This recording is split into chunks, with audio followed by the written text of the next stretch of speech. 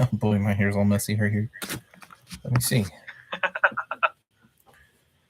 Hi, everybody. And we're live. Okay. Ooh. Let me see. About time. A very Merry Christmas Eve to all of us out here in listening. This is what happens when you let the Marine do the technical stuff. Yeah, dude, I'm supposed to be eating crayons. I'm supposed to be eating the crayons, dude. You're not supposed to put me in charge of things that are important. What are we doing? What are we doing? We don't know. That's why you're doing all the technical stuff. This is bad news.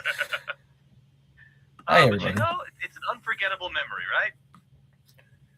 Yeah, maybe. Oh my god. Because all I see is my face. I'm trying to find where you guys are. Well, so long as they can hear us, all good. I couldn't tell you. There's a little delay in the video and the audio, at least on my phone. Yeah. As I'm watching it live, but I do want to video and the audio, at least on my phone. All right, let's mute my phone here because I'm trying to see if there's live chat. No one's here in the live chat, right? Just me. I was gonna say I don't see anybody in the live chat here.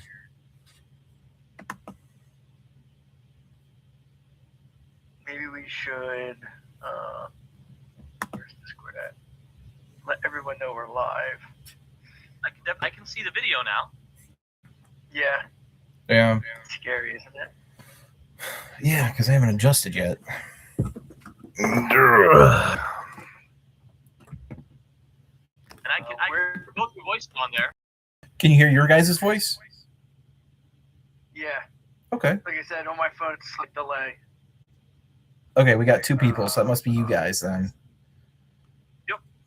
I said I will, for the sake of merriment, in the chat. Okay. I see it's me. Would be me. And Rob. All right. Woo.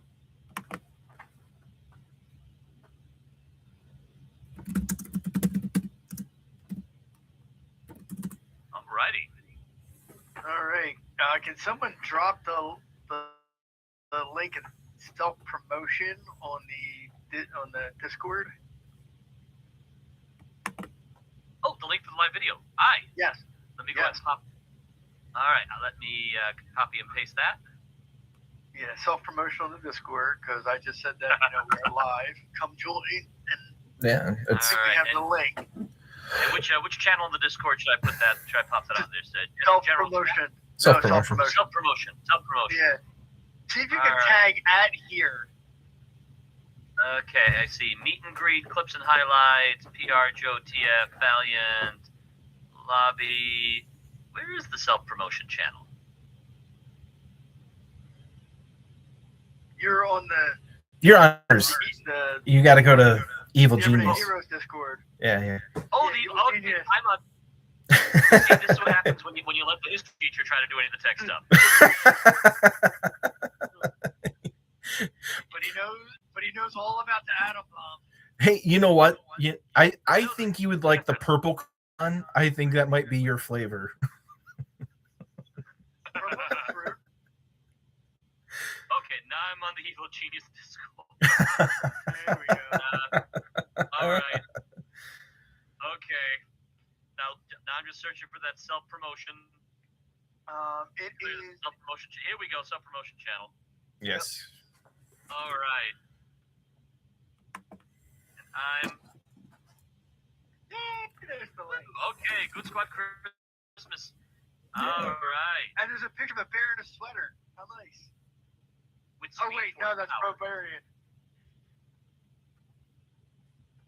The Flash. So, alrighty. This is like the longest start for Sig's gonna be like, what did I get myself into? In a day and a half from now when he discovers that YouTube has a mobile app. I mean, if you have an Android, it comes pre-installed. You would think. I looked out on Apple. No, it Yeah. does. Because when I got my new phone, it was already there. It wasn't pre-installed on mine. I had to get that later. You had to get the YouTube app later. Like it like just I got a new phone last year, and it's like, oh, it's there. It was on my previous phone too, but it was there. Yeah. I thought it was just part of the bloatware. Well, I guess for everybody who's it's 5 minutes, like 5.5 minutes in, we should probably hi everybody and greet greet people who might be watching us later on. Obviously, Merry Christmas to everybody. This is Christmas Eve. Yes, Merry Christmas to all. Yes, Christmas Eve, and we're live. So if you join us, you can ask questions. We can maybe answer them or come up with bullshit answers. Either way. I mean, you can ask a really tough question like, why is this hairy guy on my screen? I can't turn on the camera without it being boring. So sorry. Or why is life? You know. This is the first time we've tried using just the YouTube as the direct stream instead of using another like Riverside or something like that. So it's we're trying things out. Yeah. Well, last time was Riverside, but that directly went to YouTube. Yep. Right. Did the live last month, yeah. Now, this time we're straight from the YouTube. Yes. I just realized I put the article "the" in front of YouTube. But yeah, it's a very Merry Christmas. It's been chilly, but sadly not snowy in my neck of the woods. Don't know about you guys. We had a small storm last weekend. Most of the snow is gone except for what was plowed and decently sized piles. And I have a storm warning from Friday at 1 p.m. until Saturday at 10 a.m. Woo! So I don't want snow. I don't want to shovel. I'm at the age where I have to, be careful when shoveling now. At least for like the last 2 years. And I'm like, what? I'm only this old, and it's like, no, you have to be careful of your heart and shoveling. I'm like, oh, screw me. Fair point. And there's not like there's any kids in my neighborhood that would be shoveling that they could earn money because they're Gen Z and they're mostly useless. Or mostly useless. Yeah. It's a sad thing when basic manual labor is looked down on as beneath the people in a society. That's not a good sign for any society, historically speaking. Well, see, all those people who look down on the trades. Yeah. When the apocalypse happens, is going to need the trades. And this was exactly the point made in S.M. Stirling's Emberverse novels. Like, I mean, I work with 2 different trades where I work at, so and my last job was with another trade, so I know the value that you know the value of the value of underwater basket weaving. No, I don't have a liberal arts degree. I'm sorry.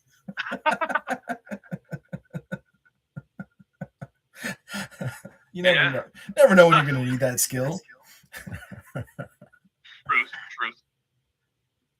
Oh boy. You know what I say to people with liberal arts degrees? Can I get onion rings with that? Extra cream. As somebody with a liberal arts degree, that was a part-time job situation for me for a while. Yes, you were a teacher, so like no, you actually put your degree. I did for 13 years. I was a high school teacher. But before I got my first job as a teacher, I did have to work in a gas station, service station, which also included a fast food component. So we did not have onion rings, but we had hot dogs. By God. Yeah. Well, I just said onion rings because the king. Fair. To me, Fair. like Wendy's is boycotted by me till the day I die. But McDonald's burgers are ass. And True. Wendy's is boycotted, and like my only other option is Burger King.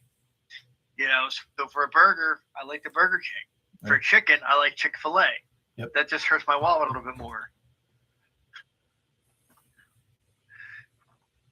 Oh, now it's only one person in the chat. It must be me. Am I not in the chat anymore? Guess not. I don't know. Yeah, type in. It said 2 a minute ago. I don't know.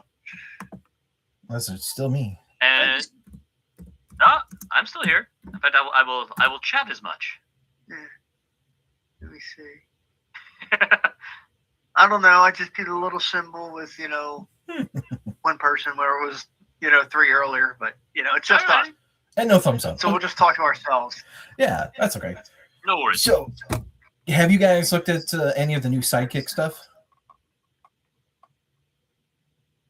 To be honest, I haven't had time. My weekends, when I usually do that kind of stuff, has been filled for like the last few months. So Yeah.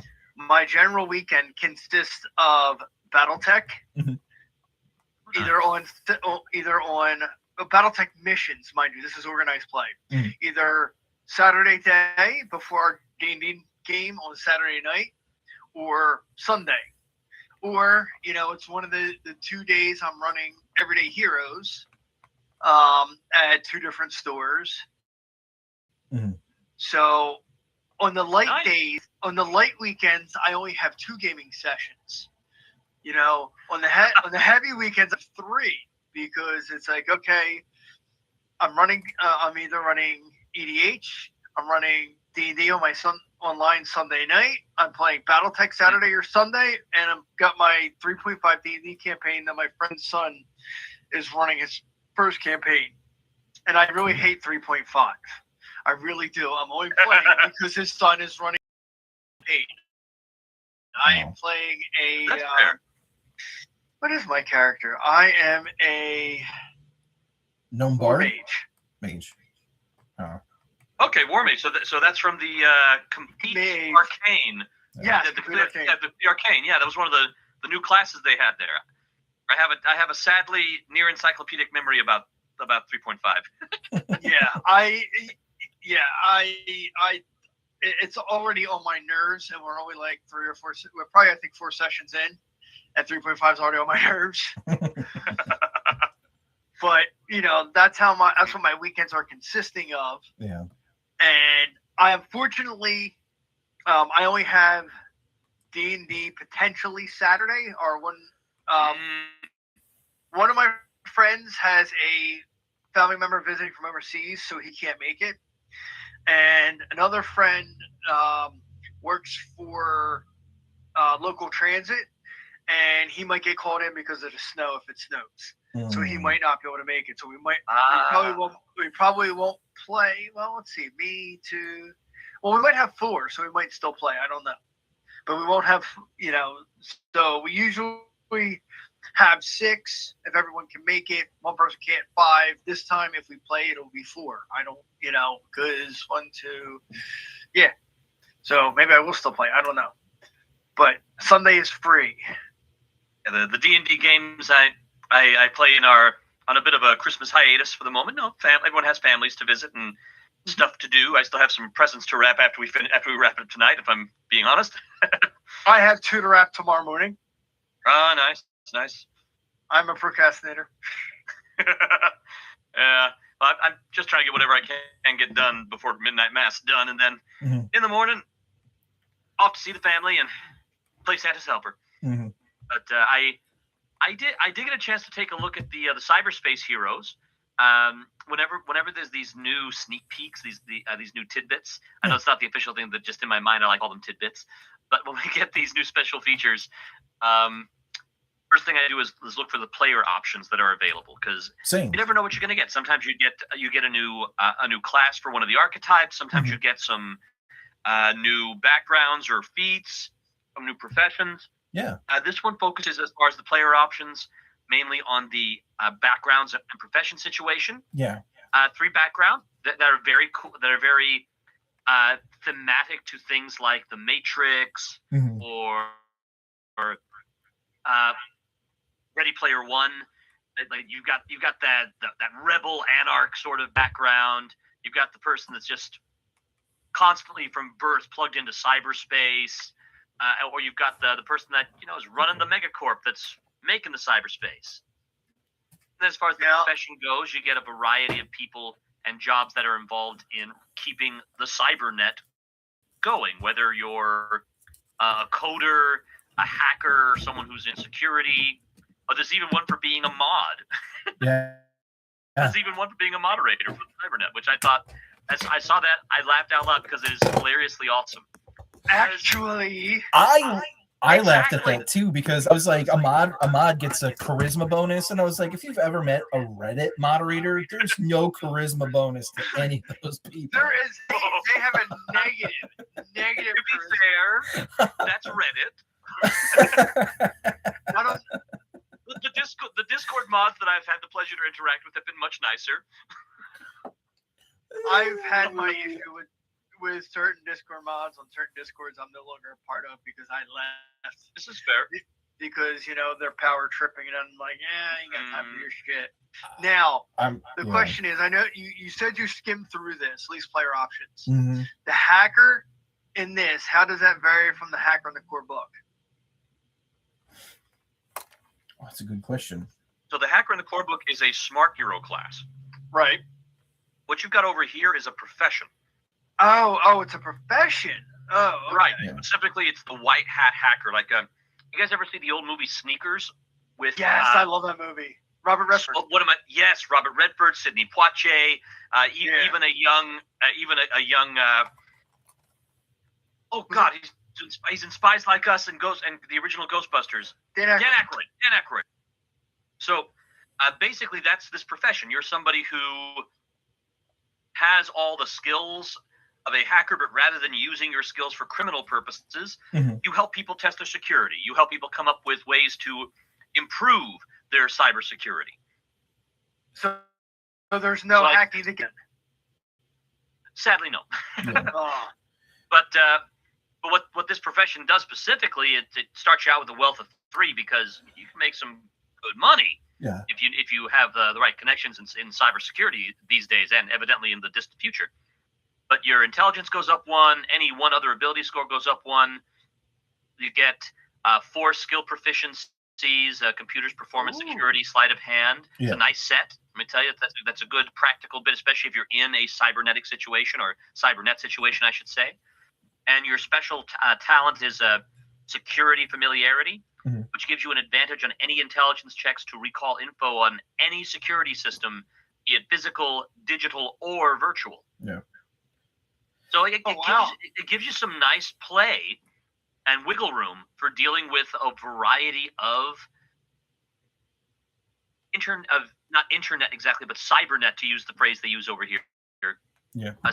Situations, and they provide you with some ideas about how to make your own cybernet, which reminded me so much of Shadowrun. It made me quite excited. Oh, yeah. And they even have, like, I don't know if you guys remember Shadowrun, where when you were in their version of the Matrix, right? Yeah. That you could, like, your technomancers could summon those AI programs, and they would act like conjured creatures. Yeah. Yeah. And then there'd be the black ice security programs you'd have to deal with. They actually have monster stats for malware ghouls and malware spiders and samurai cyber constructs. They do. It's a beautiful D20 base recreation of those things that I thought were so cool from Shadowrun. But to be honest, I've never been able to actually play Shadowrun because I can never find anyone. You never played Shadowrun? I've never either. I enjoy the lore and I like reading the books, but the creation process is so janky and complex, and then I can't find anyone that plays it. I started playing Shadowrun back in the 90s with 2nd edition. Whoa! And I have 3rd edition, 4th edition, 5th edition. I did buy 6th. I'm not really too much a fan of 6th edition. If I were to run it, I would run 5th edition more than likely, because I haven't run it in forever. Mm-hmm. I used to run Shadowrun missions. I used to play Shadowrun missions out at Origins. I had a character, I think it was 4E, where his name was Cowboy, rode a motorcycle, and he had a mustache that would rival Tom Selleck. Nice. That was literally on my character sheet. So, and he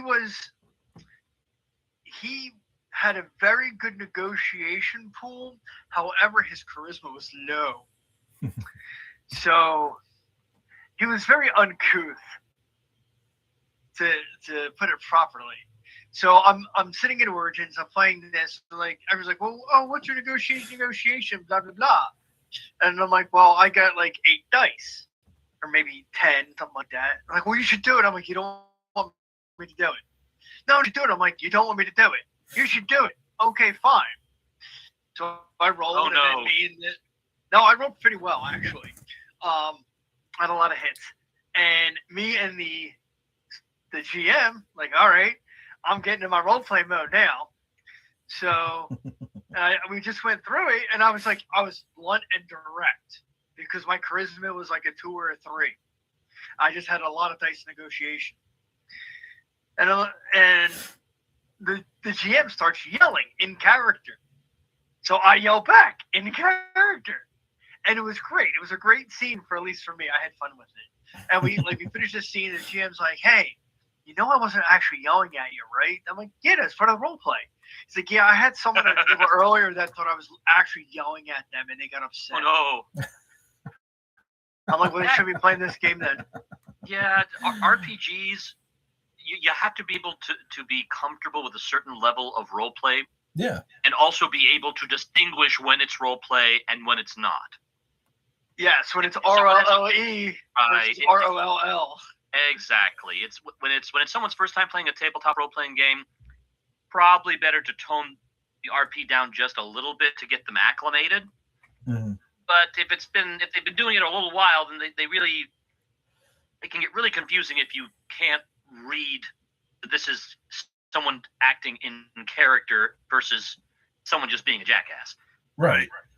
I wish you lived closer, because then I would run Shadowrun for you. I would. Yeah. I'd find a few people to play. I'd run it. It's just you're too far away. I actually don't think Shadowrun is on any virtual tabletop either, and I don't believe it is. No. I would love for it to be on Fantasy Grounds because that's mine of choice, but DGL's not going to do anything with it. Because I talked to Mike, I forget his name, like 2 Origins ago. I talked to him at the booth, like, dude, this needs to be on VTT. There's a market for it. It needs to happen. Blah blah blah. And actually, that's not true. I do believe it is somewhat functional on Roll20 because I'm in I think it's a CGL Discord or a Shadowrun Discord where they run the Shadowrun missions online. But I hate Roll20, so I refuse to play. Plus, they charge. So this is fair. This is my hobby. I'm not, I can't charge people. I don't like to charge people. I'm not going to, it's different if I go to a convention, I have to pay for the game because I'm going to the convention 2K, so I get that. But, you guys are charging, and I hate Roll20. I just absolutely hate it. So, but yes, I'm very deep into Shadowrun. I have a few of the 6E books besides the core, but I just decided, I don't play that often. I'm not just going to throw money at that. I am throwing money, however, at Hunter the Reckoning and Vampire 5e. Okay. This is fair. So back on topic to the this month's cyber release. Yeah. The cybernet, that's what they call the Matrix here. Mm-hmm. There was a specific sidebar that I thought was really interesting because the cybernet is a virtual environment that the characters in the game log into. And right. it can have certain environmental traits. Mm-hmm. You can also have, how does your character manifest here in avatar form? What sort of feedback happens when your avatar takes damage? And by definition, you are able to alter the cybernet with the right skill check or the right training, and certain professions and backgrounds actually give you enhancements for reshaping the digital and virtual environment around you. So there's a song that says the dream realm. These rules work just as well for adventures that are set in some kind of dream realm as they do for cybernet adventures. Access through technological, psychic, psychedelic, or esoteric means A dream realm might be a space entirely conjured by the mind, or a separate plane of existence with which human consciousness can travel. Mm-hmm. Regardless, avatars simply become dream selves, and the only difference being that they're not considered robots for gameplay.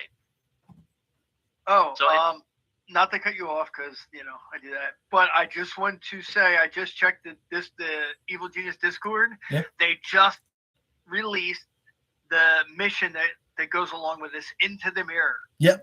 The year is 2115, and Megacorps run the world. That's not too far off. After a digital heist gone wrong, our hacker heroes must figure out what went wrong and make one more desperate attempt to complete their mission. The adventure requires the rules found in Cyberspace Heroes. Last updated 24 December 2025, and it is $5 or one ticket. nice. And as soon as I log in, I will buy that. One of my many tickets. I'm sitting on like 14 right now still too, so I'm right there 14. with you. I've got a little bank of saved tickets because I'm waiting for that Intergalactic Heroes and the Everyday Arcana. Yeah. And I know that those things are going to be big core, but they're probably going to be 5 tickets a piece. So I'm hoarding some of my tickets left over from the Kickstarter to make sure I've got some tickets I can snap those up as soon as they come out. Yeah. I do Same. believe after I make this purchase, I'll be down to 53 tickets. Oh, 53. Boo-hoo. Oh, dude, you're about to go broke. Yeah, so Look at this broke. what's This that? broke over here. 53 tickets. And that's after I spent a bunch from signing up for the original 28 I got. You got Wonder Bread So- bags for shoes over here. Well, if you back the Armory, they gave you another year of, because it's been so late and delayed, they gave you another year of Sidekick. So that's another 24 tickets. And then I got some for being an ego GM, well, whatever, operative. Yeah. Because that's the step above regular GM. And then once they release Return of the Night of the Living Dead, I backed at the higher level to get another year worth of what do you call it? Sidekick. You know, I bet So I'll get another 24 tickets then. I'll have to look into that because I backed was like the- Armory and I didn't get That was the another $99 one. Oh, the Armory. Oh. The Armory. Yeah. I thought they gave them out already. Maybe they didn't give it out. I thought they did. But I mean, send an email to Haley Yeah, I'll have to. and see what that was, because they did that I think they did that like maybe 2 months ago. I don't remember the timeline. I rarely get updates for backer kit and things like that. I have to really dig through my emails to find anything like that. So, damn. Yeah. All right. Okay. I want more tickets. All right. And I want another year of Sidekick, and I don't want to have to pay for it. Okay. Got enough going Yeah, on. I mean, I paid for the initial year, so I didn't. Same. For being the GM, I didn't actually get the year they gave me the tickets because Curtis wasn't able to actually give me a year. Mhm. So he talked to Dave, and Dave said, "Yeah, just give him the tickets." I'm like, "Okay." So instead of 2028, I'll have to pay for it in 2028 instead of it being free in 2028. Yeah. But Oh, how's that? or maybe no 2027. Yeah. I think Okay, I thought. Okay, that's right. Yeah. Okay, that's a bit better. I was thinking. Okay, so you're paid Oh, up wait a until 2028. Hold on, let's see. Well, if it's the Armory and then so it was Sidekick came out this year, so 25, 26, 27. I'm paid through 2027. 2028, I would have to make the purchase. All right, so back to Cyber Heroes, because we had that new adventure that I just bought, and it is my content. Yes, man, motherfucker, indeed. So I will be looking forward to that. So obviously I can't read it now because take probably about an hour, probably like equal to a 30-page standard ego adventure. Right. For the time it the 4 hour. But yeah, I'm looking forward to that. what other cool things were in the rule release? Well, the big focus in the rule release was on the nature of cyberspace and the different constructs, because if you're all the digital program things you see there, all the creatures and monsters there, they fall into the robot category because they're digital programs. So so anything that would specifically be good that would be able to influence or damage robots, like a lot of the hacker or engineer stuff, would be incredibly useful. If you were a hacker or engineer smart hero in a cyberpunk setting, you would be the next thing to a demigod. Now, did they mention drones at all?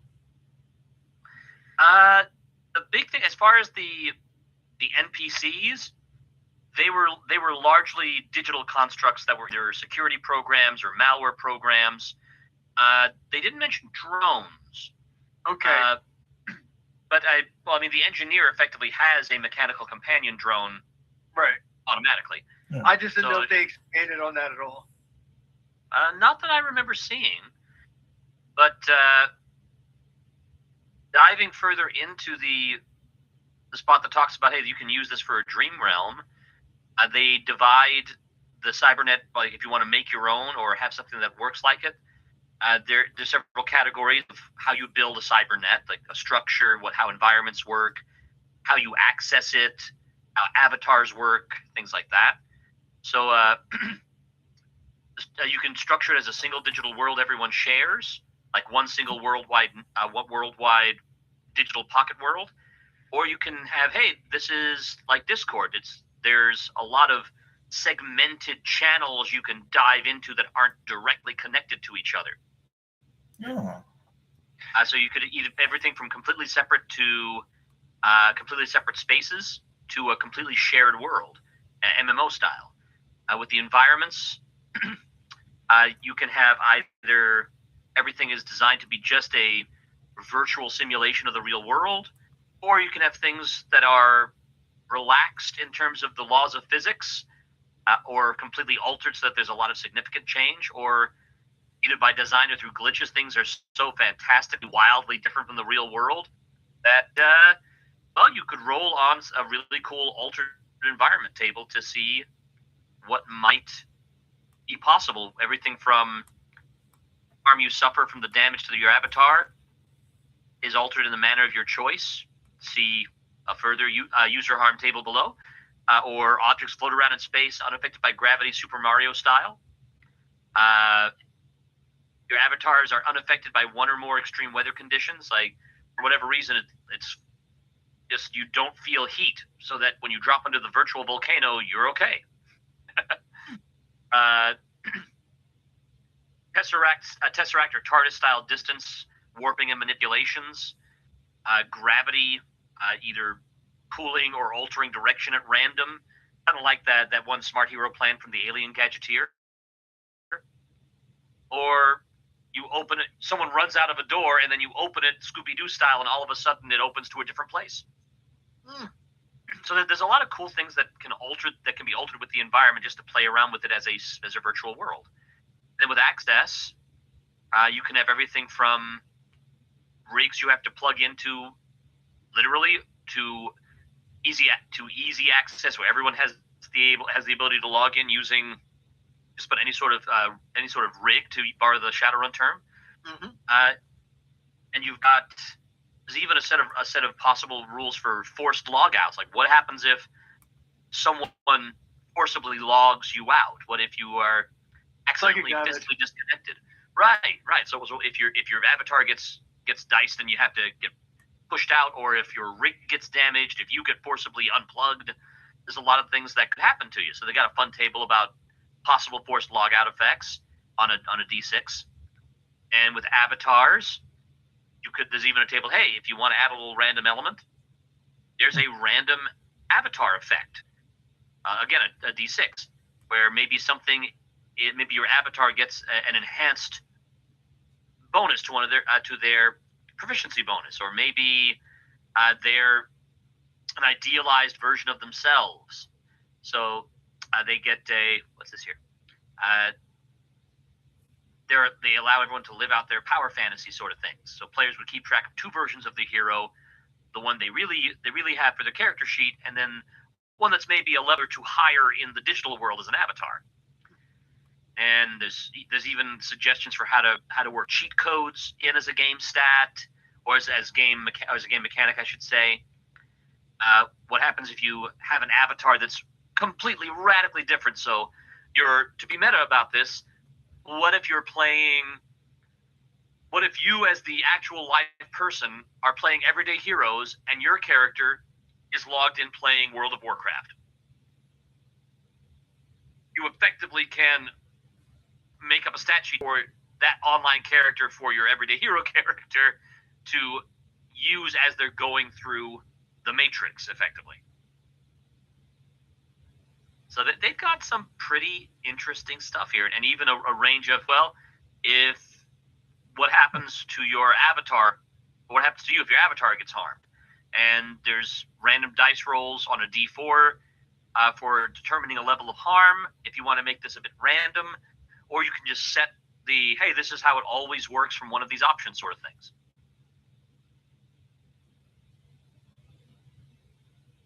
Sorry, I went on a long tangent there. No, you're good.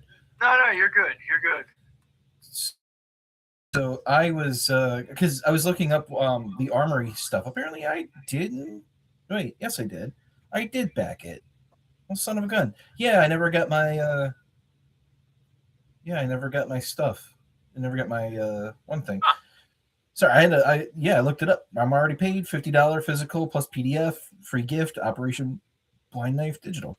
So anyway, yeah, but I was looking up the armory, and there was an update a few days ago. Yep. So I think it said by the end of first quarter, I think they're looking at. Yep, the editing has been finished. Delivery. Yep, full manuscript is completed. Art, all of it's in, and the layout is currently in progress. Nice. So, all right, yeah, I'll have to reach out to him. Yes, and reach out to Haley. Yeah. And see what she says. I mean, I'm sure there's many people, but I'm sure that'll get fixed pretty quick. Probably I would wait till maybe Monday or send an email Friday. I don't know, what their vacations are like this time of year. Oh, the website said that they are going to be out until January. So so they'll probably be out until like January 2nd or whatever that Friday. Yeah, January 2nd. Yeah. They deserve a good rest. Yeah. Yeah. That's been a long year for everybody. So it has. Righteous. Now, circling back to the Cybernet, that would be great for one of the new up and coming 3D virtual tabletops that are coming out. Ooh. So you can, like, if you're running this, this game and you use the 3D tabletop, you can create a whole map of just of the Cybernet. Cool. For how you want. So you could pull in, minis or models or whatever, do the terrain, how you want the scene to look. And then, the player can pick something for an avatar and you can plop that in as well. So then you can get a 3D representation of the Cybernet or Matrix or whatever you would like to call it. So cool. The one I'm invested in is Multiverse Designer, which is, in early access on Steam.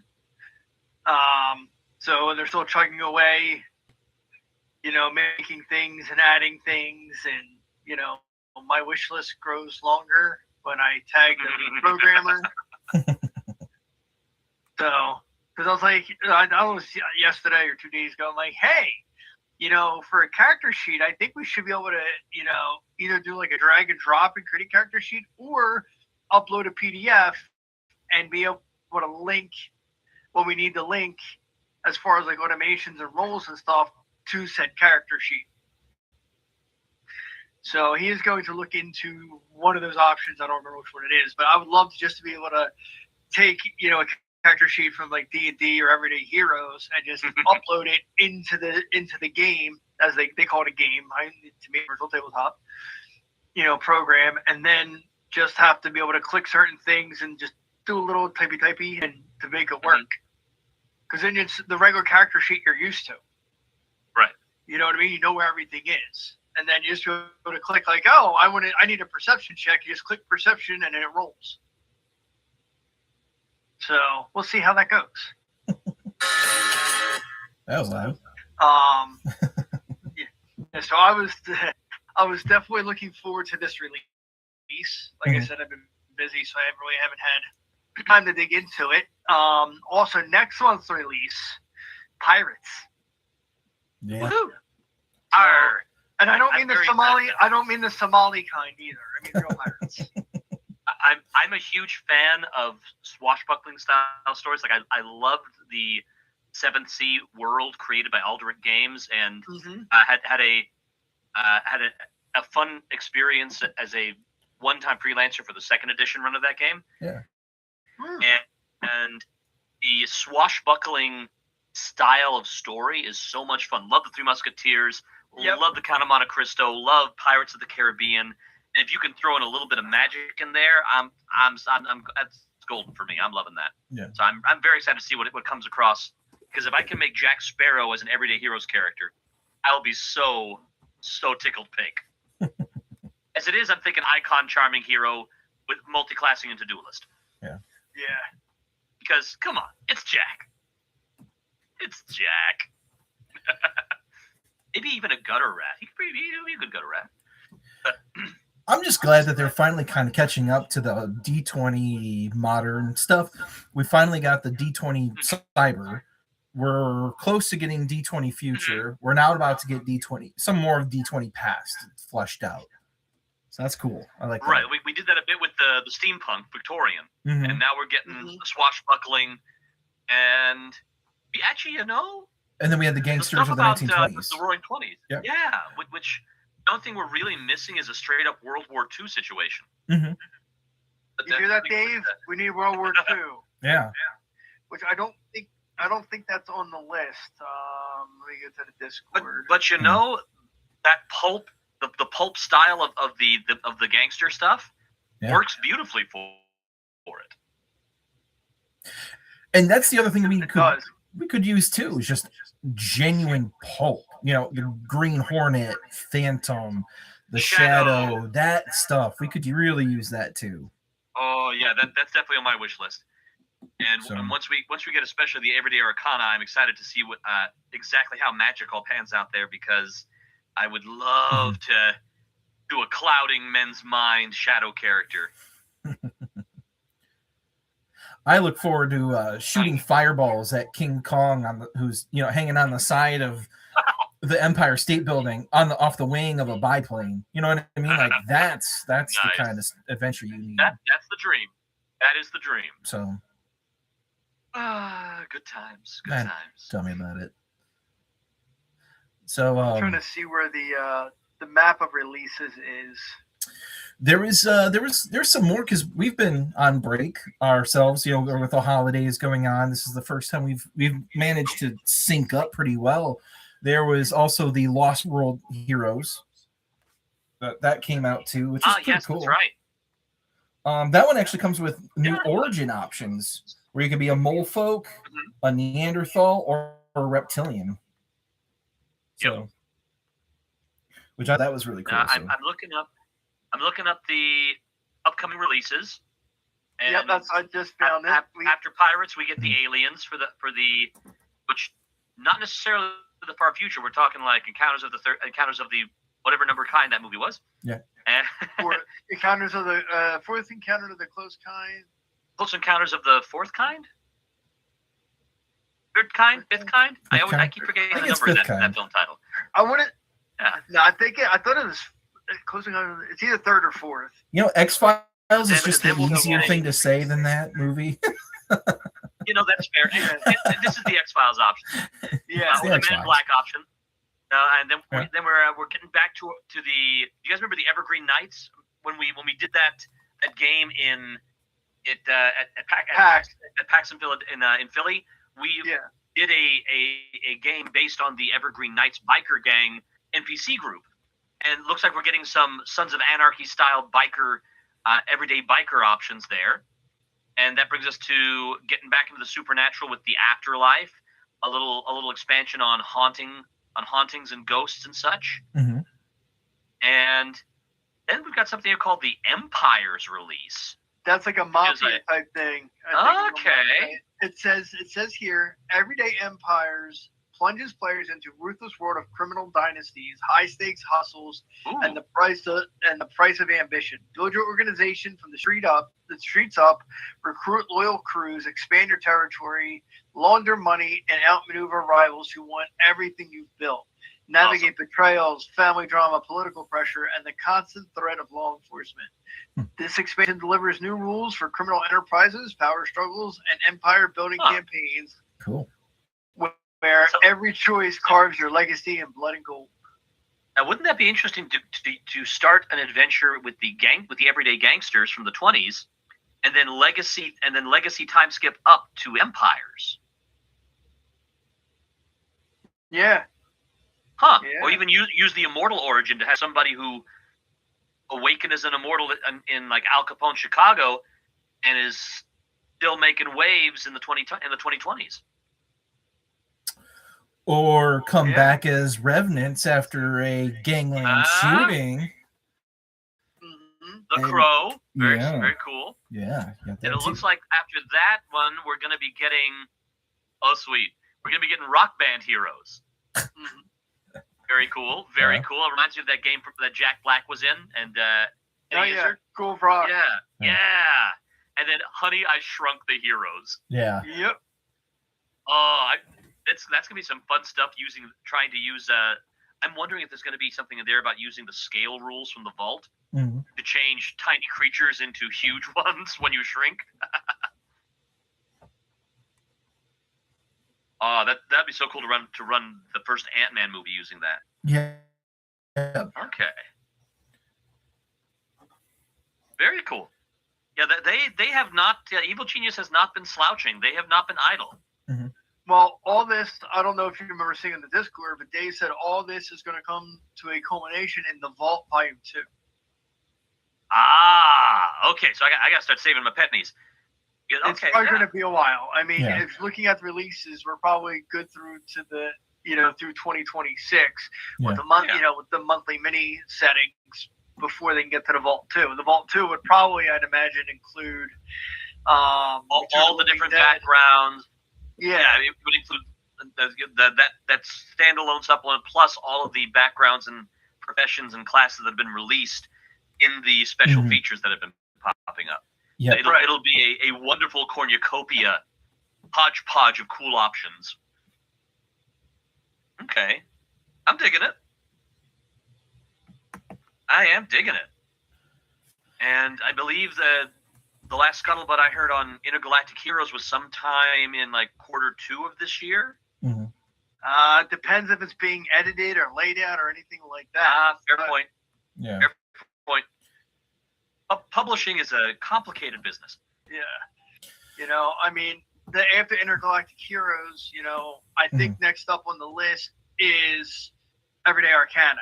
Mm-hmm. That's my biggest hope because I really love that concept. Yes, I want to make a Constantine-like character, and I need Everyday Arcana to do it. Yeah, I using the publicly previewed stuff from the Facebook posts and what we were allowed to talk about and share in the Everyday Heroes Evil Genius Discord. Yeah. I have some things I can use for cobbling together some because one of my big goals is to make those Avengers inspired everyday hero characters, and I've done that several times, but some stuff is kind of jerry-rigged around what's been previewed about Everyday Arcana, especially with Thor and Doctor Strange, because I don't know what the full list of spells is going to be. We don't know the finalized stuff on the different spellcasting classes. And while, again, the stuff that's been previewed, I have a pretty good idea based on how multi-class feats are structured about how I would go about doing it, but I'm having to do a little bit of guesswork. So I'm really excited for that one.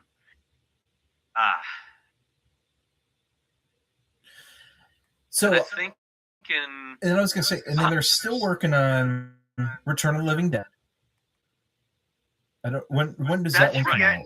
That should be getting close. Yeah. Right. I wonder if they're going to push it back because the film just got pushed back to November of next year. It was supposed to come out this Christmas. Yeah, I don't know if they'll make us wait that long. That was a Kickstarter project. Yeah. Right. Purposely delay it. Yeah. That can cause some bad blood with the community. Yeah. Yeah. I don't think that. I know the goal was to release it with the movie or the anniversary, but with the studio pushing it back a year, yeah, you can't hold a product that to wait for. No, not when people. It would have been wonderful to be able to market it with that film's release, but right. There's both implied and actual promises about the release of products with Kickstarters, and we all know the Everyday Heroes team with Evil Genius is very, very aware and conscious of their promises and do everything they can to deliver as promised. Yeah. They're great folks. So the other question too is, were they going to wide release the Island of the Damned and the Monster Codex, or was that whoever backed it, they're getting it and that's it? I would imagine that at least after a time, once everything's delivered, I would imagine they'd put that up for just at the very least print on demand, if not just PDF sales, because it depends on the license that they still have the license for it. Yeah, I think those two they still do, don't they? They still have Pacific Rim and Kong Skull Island licenses. Yeah, I think so. Yeah, I don't know when they expire. I was gonna say, fair point. I just looked on Sidekick and they're both unavailable now. Are they? Are they? Yeah. Oh, that's unfortunate. Yeah, all the cinematic ones are now considered unavailable.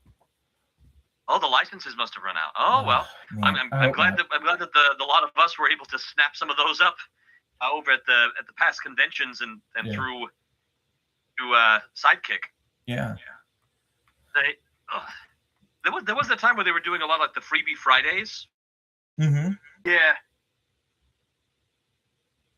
Yeah, they did Freebie Fridays for a few months, like maybe 2 months or something like that. I thought the one thing didn't get released, but maybe I'm wrong. I thought there was a Highlander thing I didn't get. I don't think Universal Soldier got released through Freebie Friday. I think that promotion paused or ended before all of the old ones could be offered. Which again, maybe it's something they'll bring back this year. I don't know.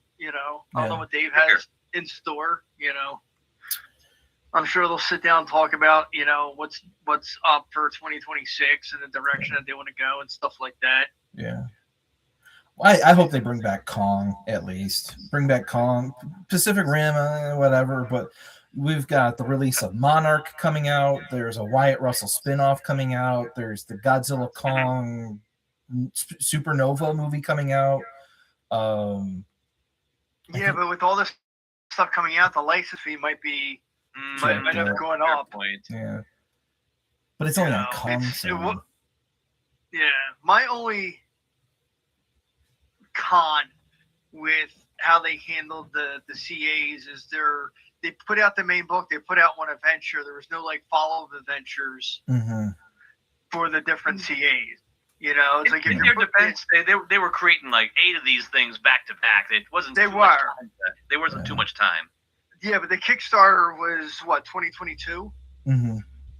That sounds about right. Yeah, and it came. They came out. I'm not. Obviously other stuff they had planned, but at the same time, you should at least put out several adventures. For your CAs that you're doing. Yeah. It doesn't have to be all at once. Doesn't have to be the Kickstarter, but once a product releases, within a month or two, you should have, maybe another adventure, and it could just be your standard Ego adventure that's about 30 pages, give or take, the 4-hour scenario, the assignment. Not asking for a lot. It's just people might want to play this and don't want to create their own adventures. Mm-hmm. Not everybody is that creative to go through and do that. Yeah. So, I think more could be done in that aspect. Yeah. I agree. Because it's because my one buddy who now actually just signed up to be a GM, for ego.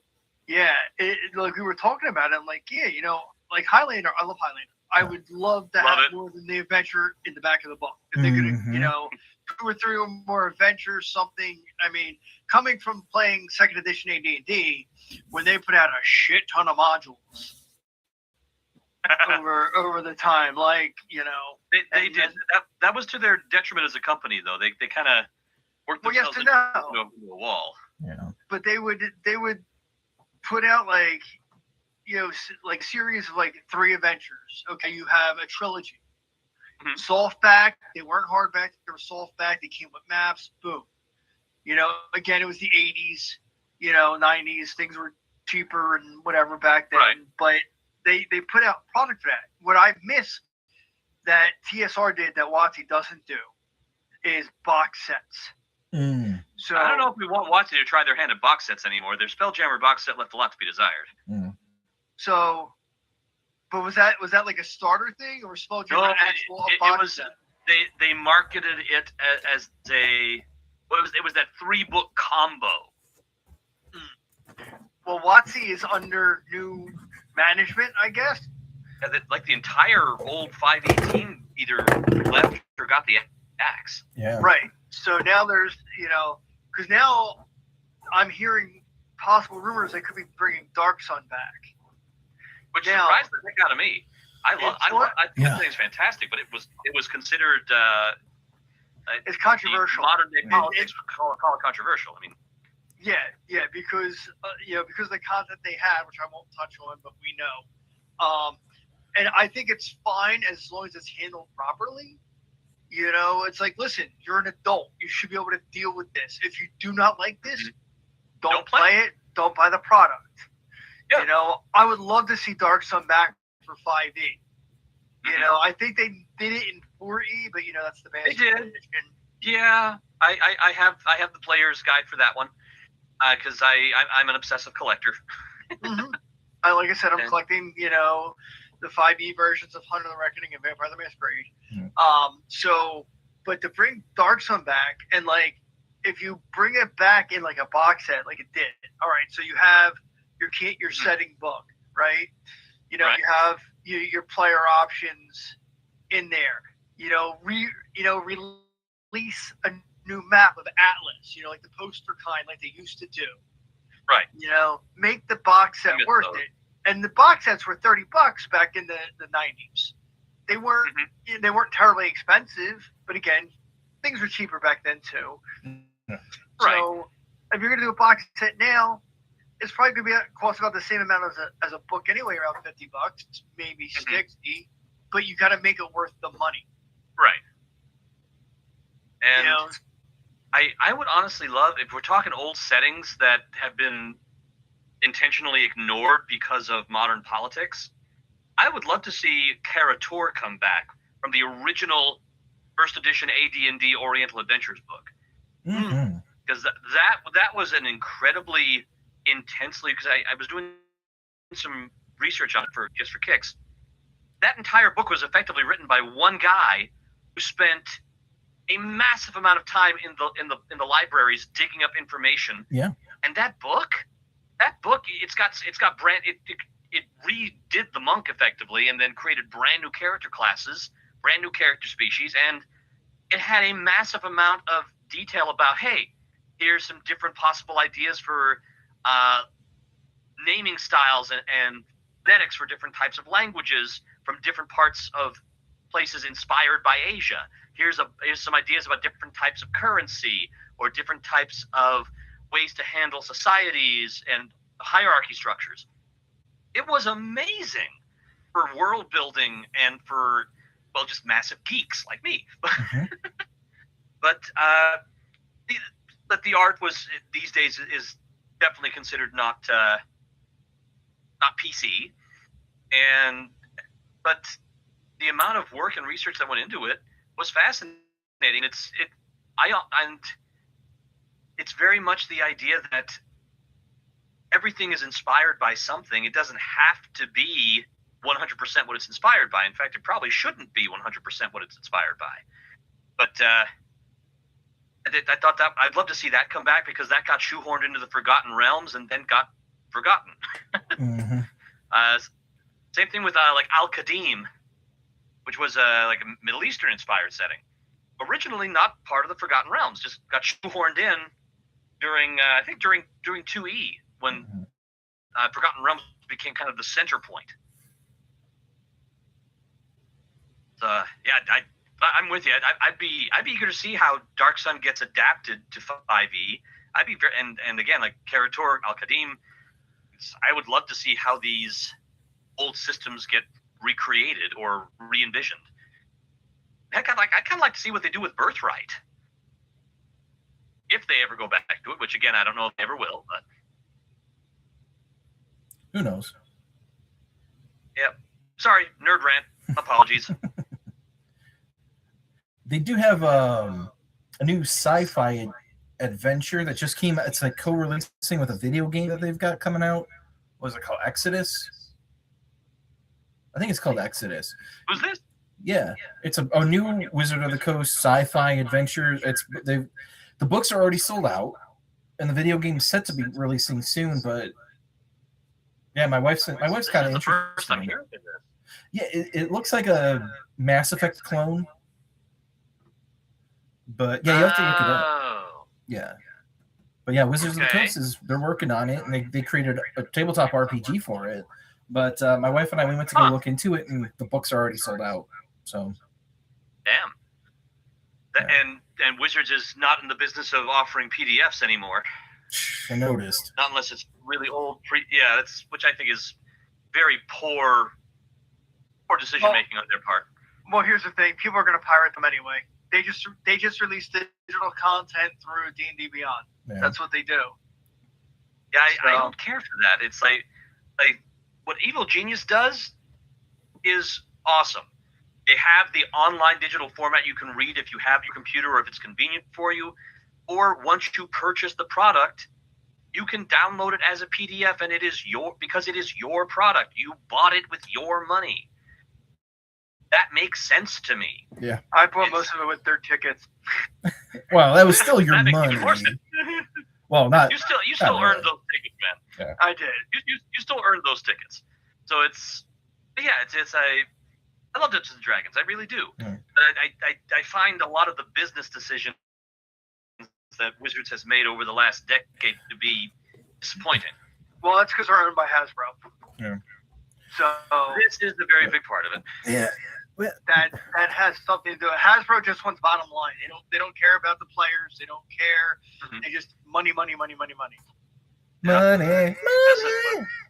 And I don't like one of the things that's surprising when you mentioned that this was this Exodus thing is a sci-fi game. Yeah. It's Wizards of the Coast. It's most people associate it with fantasy stuff. Magic the Gathering, Dungeons and Dragons, and especially with the kind of the lukewarm reception that 2024 has gotten in some corners, I'm surprised to see that they're trying to do something so very much out of the wheelhouse in terms of setting and genre. Mm-hmm.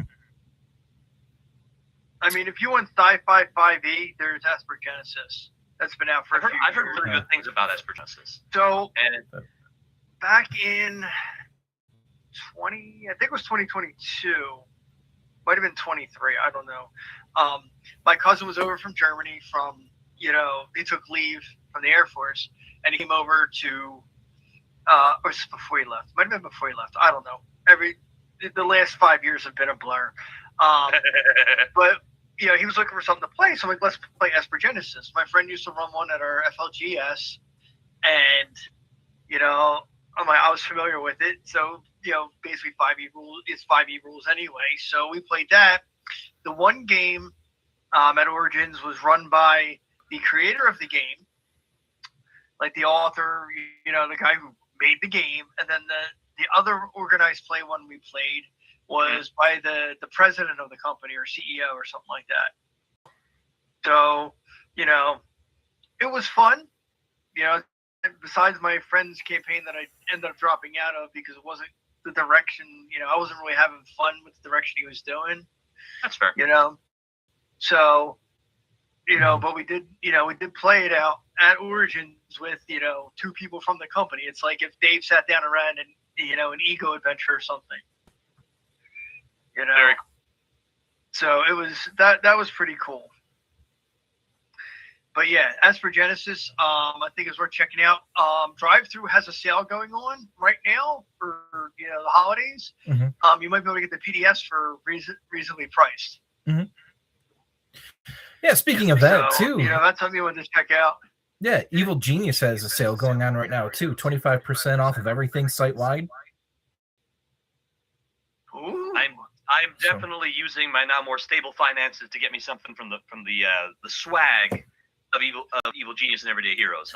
Same. I'm kind of eyeing some of those hoodies and such for the cooler weather of the winter and early spring.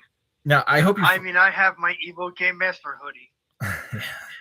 I hope you follow my advice. Make sure to get the gift card first, and then use that to buy your swag. Fair point. Fair point. Because you get 25% off. 25% off of all gift cards. Mm-hmm. So. Does that apply to the gift card? Yeah. Usually discounts like that don't apply to the disc card. Yeah, no, it does. Yeah, I was gonna get a $25 gift card for like $18, and then I was gonna use that to get my Crow bandana. So. And folks at Evil Genius are listening to this, and I hope don't this fix is it. And not something you'll fix up at watching. Yeah, don't be assholes. Don't fix that. Fair point. Better do it tonight or tomorrow before Dave catches wind and fixes it. He better not. Oh well. Better not. You want stuff. You want things sold. He's got our backs. Let us exploit. Oh boy.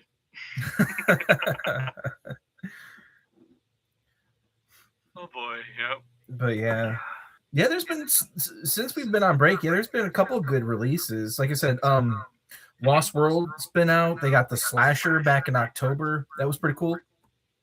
Oh yeah. So there's some really cool backgrounds, new origins. Mm-hmm. This is it's a nice. I think that these special features are a nice way to field test new ideas for optional mechanics. Mm-hmm. and see how they work before you get a second edition of the Vault, or before the new releases like Intergalactic Heroes or Everyday Arcana comes out, because those are going to have to be chock full of big changes to some things for the various settings. I mean, the core rules will always be there, but like having a core book with multiple origins, this is going to be a first, right? With Intergalactic Heroes, and there was a little look at aliens way back in the very first special features when they did like the Agent and the Martian origin back in the day, and now we're getting more aliens coming out, probably to try out a couple of more ideas and concepts.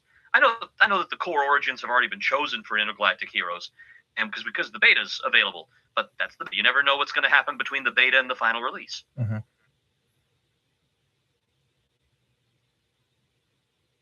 Yes. Yeah. Well, I'm looking forward to it all. That's for sure. I can't wait. Same. I can't wait. I've got full trust and confidence in the creative abilities of the Evil Genius team. Yeah. Very excited for what's going to happen in the future, and just a little impatient for that Everyday Arcana and Intergalactic Heroes. Yes. I'm just a little impatient, but that's just me. I'm, in the words of Daffy Duck, on account of I'm greedy.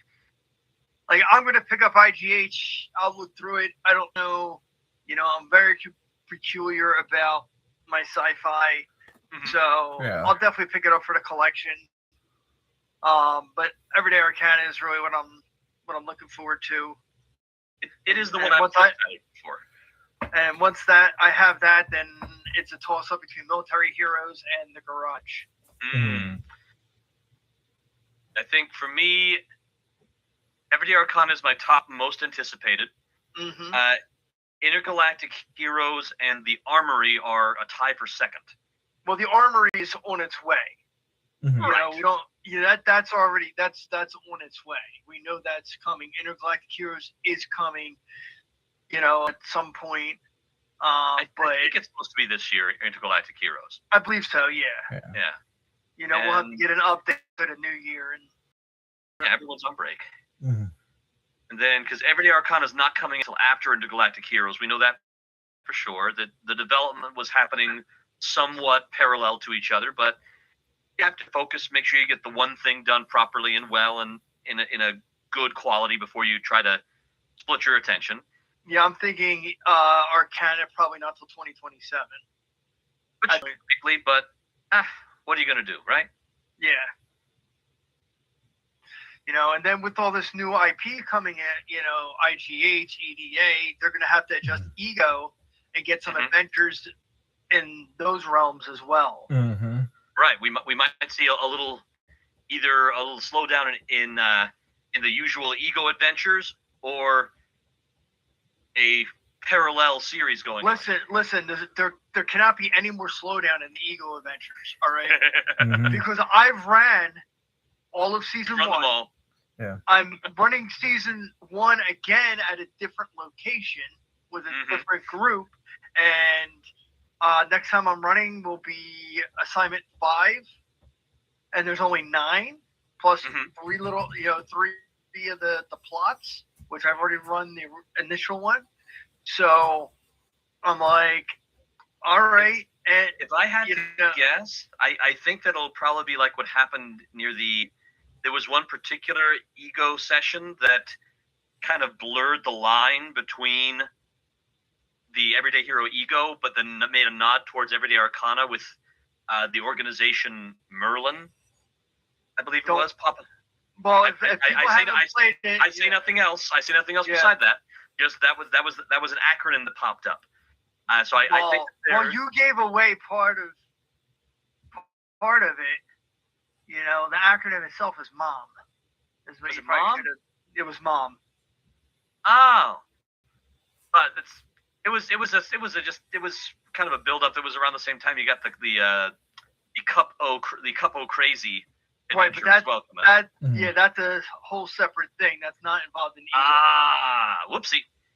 Yeah, that's an Everyday Arcana test adventure. I got my wires crossed. Yeah, that's what that is. Look at you spilling beans and corporate secrets. Yeah, you're excommunicated. It was literally like a year and a half, 2 years ago. But if people haven't played the adventure and they hear this, your spoiler. What does that make our review videos? That's a little bit different because you have an idea what to expect with the Crow versus giving away secrets and the part of the plot of the organized play.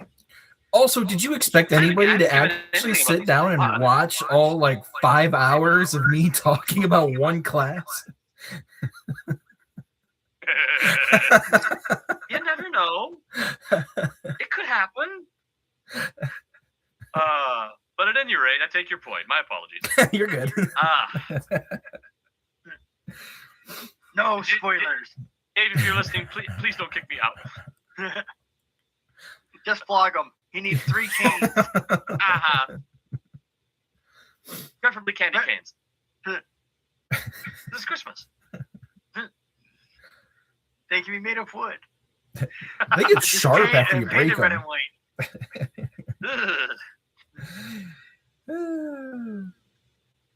So, do we want to talk about Lost Heroes? Do we want to talk about serial killers, or do we want to talk about anything else that's coming out? Because I'm always down to talk about Kong Skull Island. I don't know anything about Isle of the Damned or the Creature Codex because I didn't back them. I didn't have the money at the time, and then they've closed the door on pre-orders. You just have a thing for large apes. I do. Is what it is. I love kaijus. So. Yes, that's what I really liked about the concept of those other books coming out is seeing more creatures. Like the image on the Kickstarter page for these up and coming books included the spirit tiger, the giant white tiger with the deer antlers. I thought that looked so cool. Yeah. So getting more Titans, I'm always up for hearing more about Titans, or hearing more about that class of monster. Same. That's what I hope it's available. I hope that it isn't just limited to whoever backed it and then that's it. Everyone's cut off. Because I really want to get a copy or a copy of both. I gotta leave you guys for just a couple minutes, but I'll be right back. Yeah, no problem. He's about to go get his food. No worries. So No, food is still not here yet. I ordered food over an hour and a half ago. It's not here yet. Seriously? I called the restaurant. My bro was talking, and like, oh yeah, it's on its way. I'm like, wait, all right. Albuquerque? From China right, itself. right. I mean, Yeah. Yeah.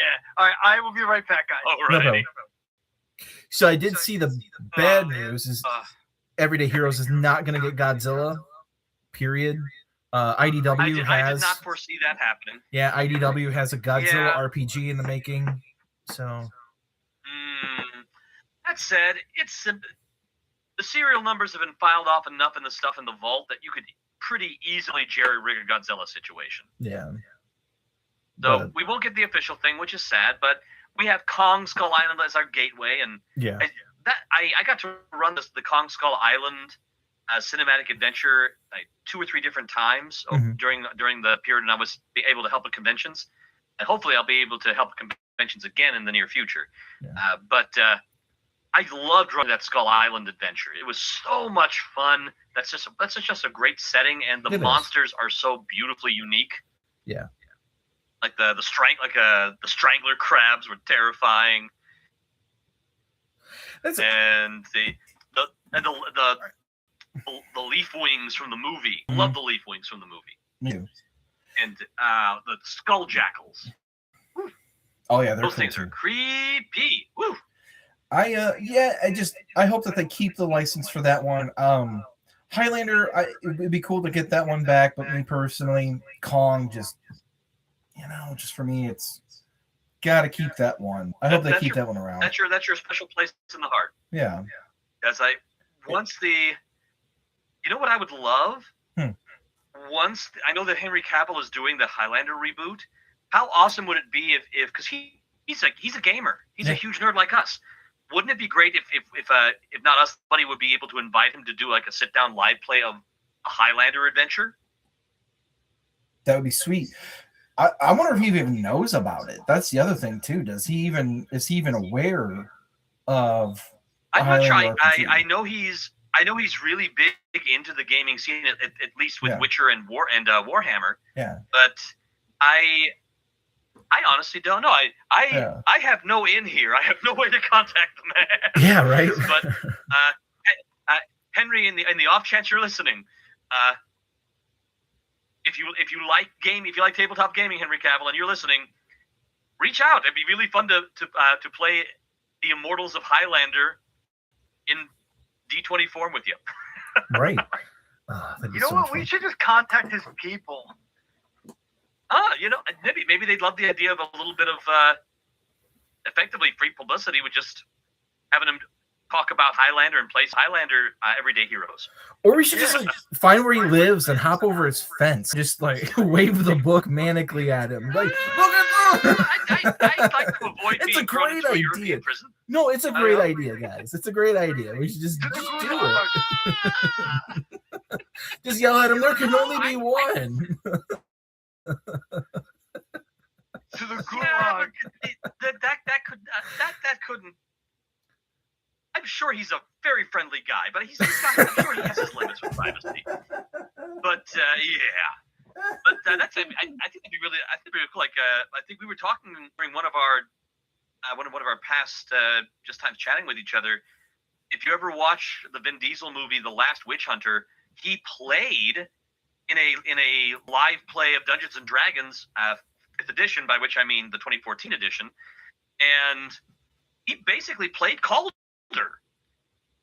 His witch hunter became the inspiration for Matt Mercer's Blood Hunter class, right down to the whole "let's make the sword catch on fire" bit.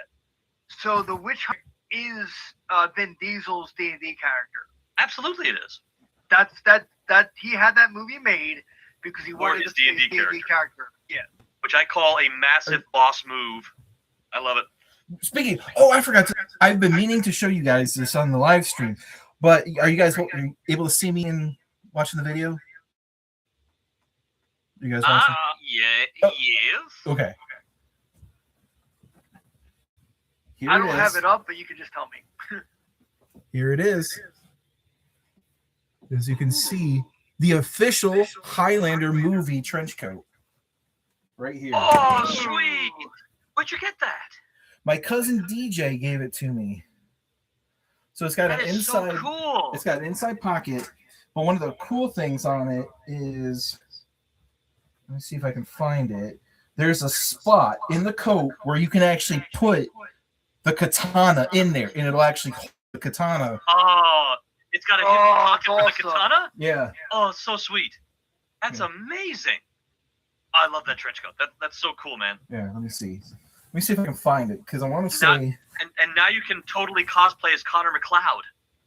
Yeah. I have to put it on, because... Or his kinsman, Duncan.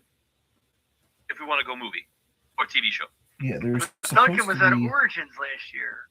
Yes, he was, and I was so ticked that I missed that because he's an awesome actor. I would have loved to meet him in person. Where is it? Yeah, he did signings and stuff, but I didn't like set aside time for it. But I did get like a quick second. When they did the Highlander thing for Saturday night at Origins, and he read like 2 paragraphs of an intro for it. Sweet. And we have a group photo. Oh, yeah. With him. Excellent. Yeah, it was really cool. I had just seen him in something else where he played a bad guy, and I'm like, kind of snuck into him like, hey, please stop playing bad guys. You're too good at it, and I don't like it. And he just laughed. I bet he took that as a good compliment to his acting skills. Oh, I'm sure. Because you know who he reminded me? He's a good versatile actor. Yeah. Do you know who he reminded me when he was playing the bad guy? Who? Someone else who plays a very good bad guy, Eric Roberts. Oh, and we got our Eric Roberts reference. Yep. As he played, sir. I think we missed it last time. Did we? Maybe. We might have. There is an Eric Roberts Christmas action movie on Tubi right now. You are kidding me. No, I just discovered it because I was trying to find Christmas movies, and I was like, "Oh, cool! I found like a really cool Kelsey Grammer Christmas movie. And I like Kelsey Grammer." Die Hard is a Christmas film, yes. And Lethal Weapon. Oh, that's right. Lethal Weapon. Was it 3? One. Lethal Weapon 1? I think the original one. It was either 1 or 2. Remember, they're out in LA because there's no snow. That's what's throwing me off. That's fair. No, it definitely wasn't 2 though. 2 was the one involving the South African consulate. Right. Yeah. So I'm pretty sure it was the original Lethal Weapon. Where the hell's my Chinese food? I'm definitely gonna go to the Grubhub. It's its own way. I'm like, okay, well, I ordered it like, 10 or 20 after 6, and now it's almost 8. And I know it's Christmas Eve, but the traffic by this point in the evening, because you're East Coast like me, so the traffic at this point in the evening isn't too bad because folks are by this point are either home for the night or not going or coming back from church services already or about to go to church services. There's not too much other traffic. The traveling's pretty much done unless folks are doing a big long drive overnight. Hey, like Grubhub has it's supposed to be here between 7 and 7:10. In fact, let me check the email and see what time I actually ordered. I ordered at 6:18, so 7:18. It's now 7:50, so it's an hour and a half. Oh, there it is. E. So this is Christmas. Eric Roberts. There you go. My stars and garters. An 18-year-old's descent into alcohol and bad decision changes when she's asked to become an acting teacher for a children's shelter Christmas play. Whoa. Yeah. That's heavy. She's 18, and they're asking her to be an acting teacher? that man can play anything. Maybe it's like a community service thing? Right, maybe. Eric Roberts plays an 18-year-old black woman who's hooked on drugs. That man can do anything. What? He's a chameleon. You know who else is a chameleon? Willem Dafoe. That man can play anything. Yeah. That dude's great. Oh my god, there's so many Eric Robert films in here. Holy shnikes.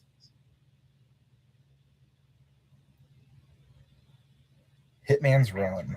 There you go. I found a lot of cool stuff on Tubi. Dude, Tubi's the best. I love it. There's also some really bad stuff on Tubi, but I found some really good stuff on Tubi too. Yeah, but that's why it's the best. The good outweighs the bad by and large. You never know what you're gonna get. Trauma. You're gonna get trauma. That's what you get. You get trauma on Tubi. And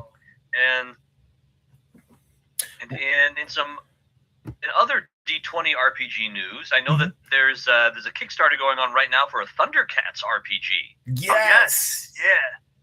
I'm very excited for this. Me too. I have backed this. Me too. I backed it at the $50 level. I would really like the 85 cover, but I just can't justify spending more money. That's a lot. That's a lot for a cover. Yeah, but looking at the page, they got some really cool subclasses here that will work out really interestingly for the various classes of D&D. I do want to say we're not just randomly mentioning Thundercats, even though we would, but we totally tied would. to Thundercats is Evil Genius's own Brian C.P. Steele. Indeed.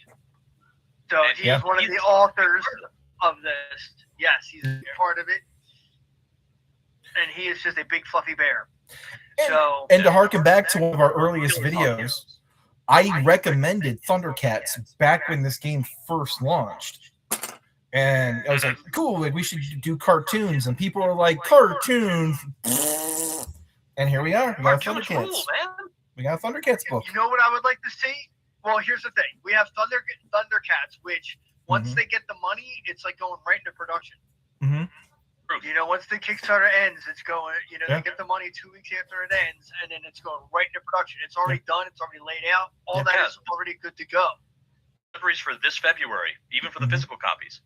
Now, you mentioned Henry Cavill as Highlander. However,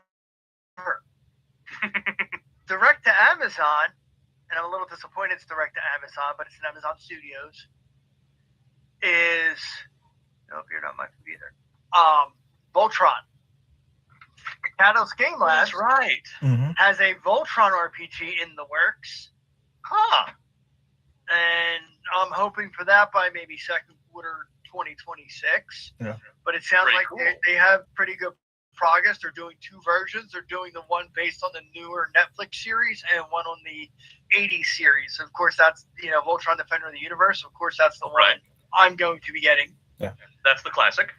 Yeah, and I dropped more money than I was planning to because they're coming out with Metal Voltron dice, and I had to get the Metal Voltron dice. I used to wake up at like 5:30 in the morning to go watch it. It was on, I think, right after Robotech. So that's Catalyst Game Labs, who also contracts Brian C.P. Steele to do some of their stuff too. Big shout out to Brian Steele, everybody. Yep. I wish we had the audio from the interview, but we haven't seen what's his name in a year. He's been a bit quiet on. Yeah, we haven't seen high pair of Harlan in a while, but Harlan, if you're out there, we're wishing you a Merry Christmas and hoping that you're doing okay. Wasn't Harlan the one that they sent all the extra books to too when we were going to do our giveaway? Didn't they send it to Harlan? I didn't send it to me. Yeah, I was going to say, and I don't think they sent it to I don't Spectral. I think they sent it to Harlan. So, yeah. Again, we love you, Harlan. We hope you're doing well. Wishing you the very best of Christmas blessings there, and just give us a holler and let us know how you're doing. And we'd love to join with you again to bring our our trio back to a quartet. Life was so much easier with 4 people. Oh yeah. Yeah, I'm pretty excited for quite a few different games. Hellboy, which I've made a video for on the channel already. I don't know if I doubt anybody's seen it. I don't think anybody's seen it, but it's a fun 5th edition rule set game. I actually just ran one back in November. It was an 8-hour long session of a haunted house. Well, wait, which game? Because I had to get my food finally got here at 7:55. Hellboy. Oh, okay. Yeah, you were talking about Hellboy before. Yeah. So I ran an 8-hour long session of a haunted house. Whoa. Oh my god, we were so brain fried. I think I slept like good 9 to 12 hours the following day. Oh yeah, it was exhausting. But it was cool, man. It's really fun. There's some interesting mechanics.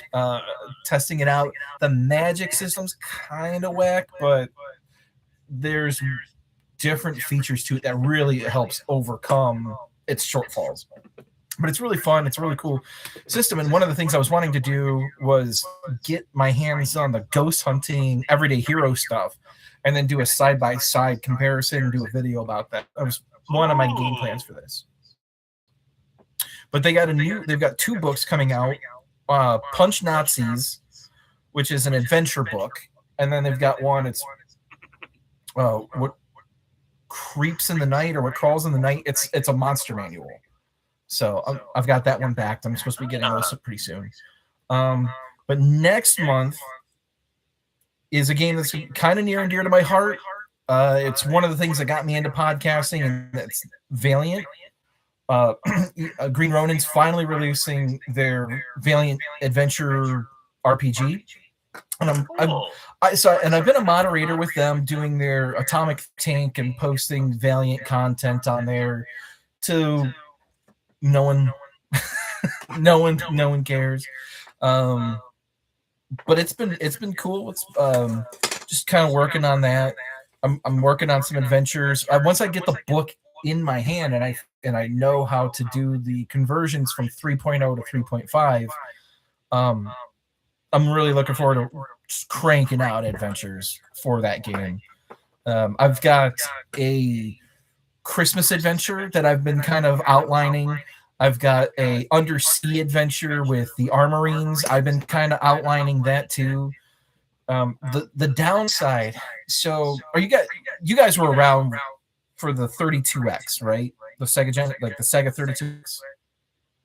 Yeah. Okay. I wasn't a big video game person when I was younger, but I remember hearing about it. Yeah. Okay. So, especially you at least appreciate this. So they released the 32X, and people were like, "Oh my god, it's the new Sega system." And then the CEO goes, "The 32X is not the future of Sega.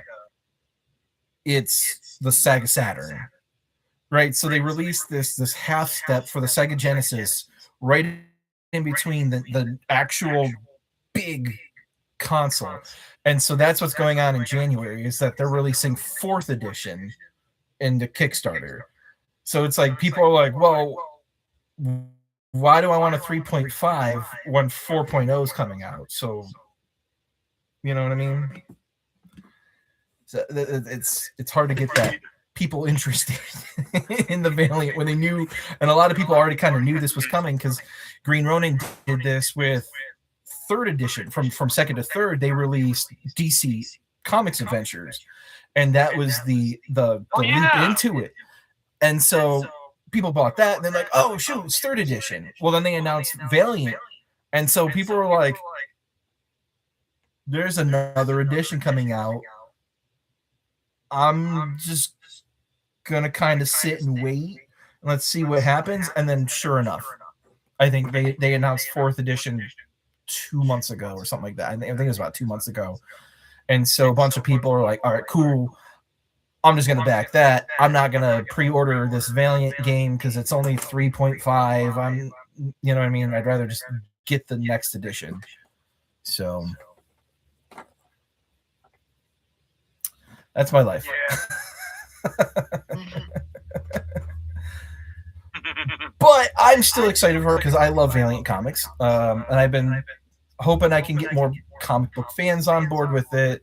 And then I'm sure it's not that hard to convert from 3.5 to 4.0 anyway. So we'll figure that out. Here's hoping that goes well. Yeah, me too. But I guess I got a bunch of articles in the works right now. It's just a matter of getting the book in my hands so I can see everything and I can make those the 3.0 transitions to the 3.5 and then really kind of flesh this out and then go hog wild with the content. So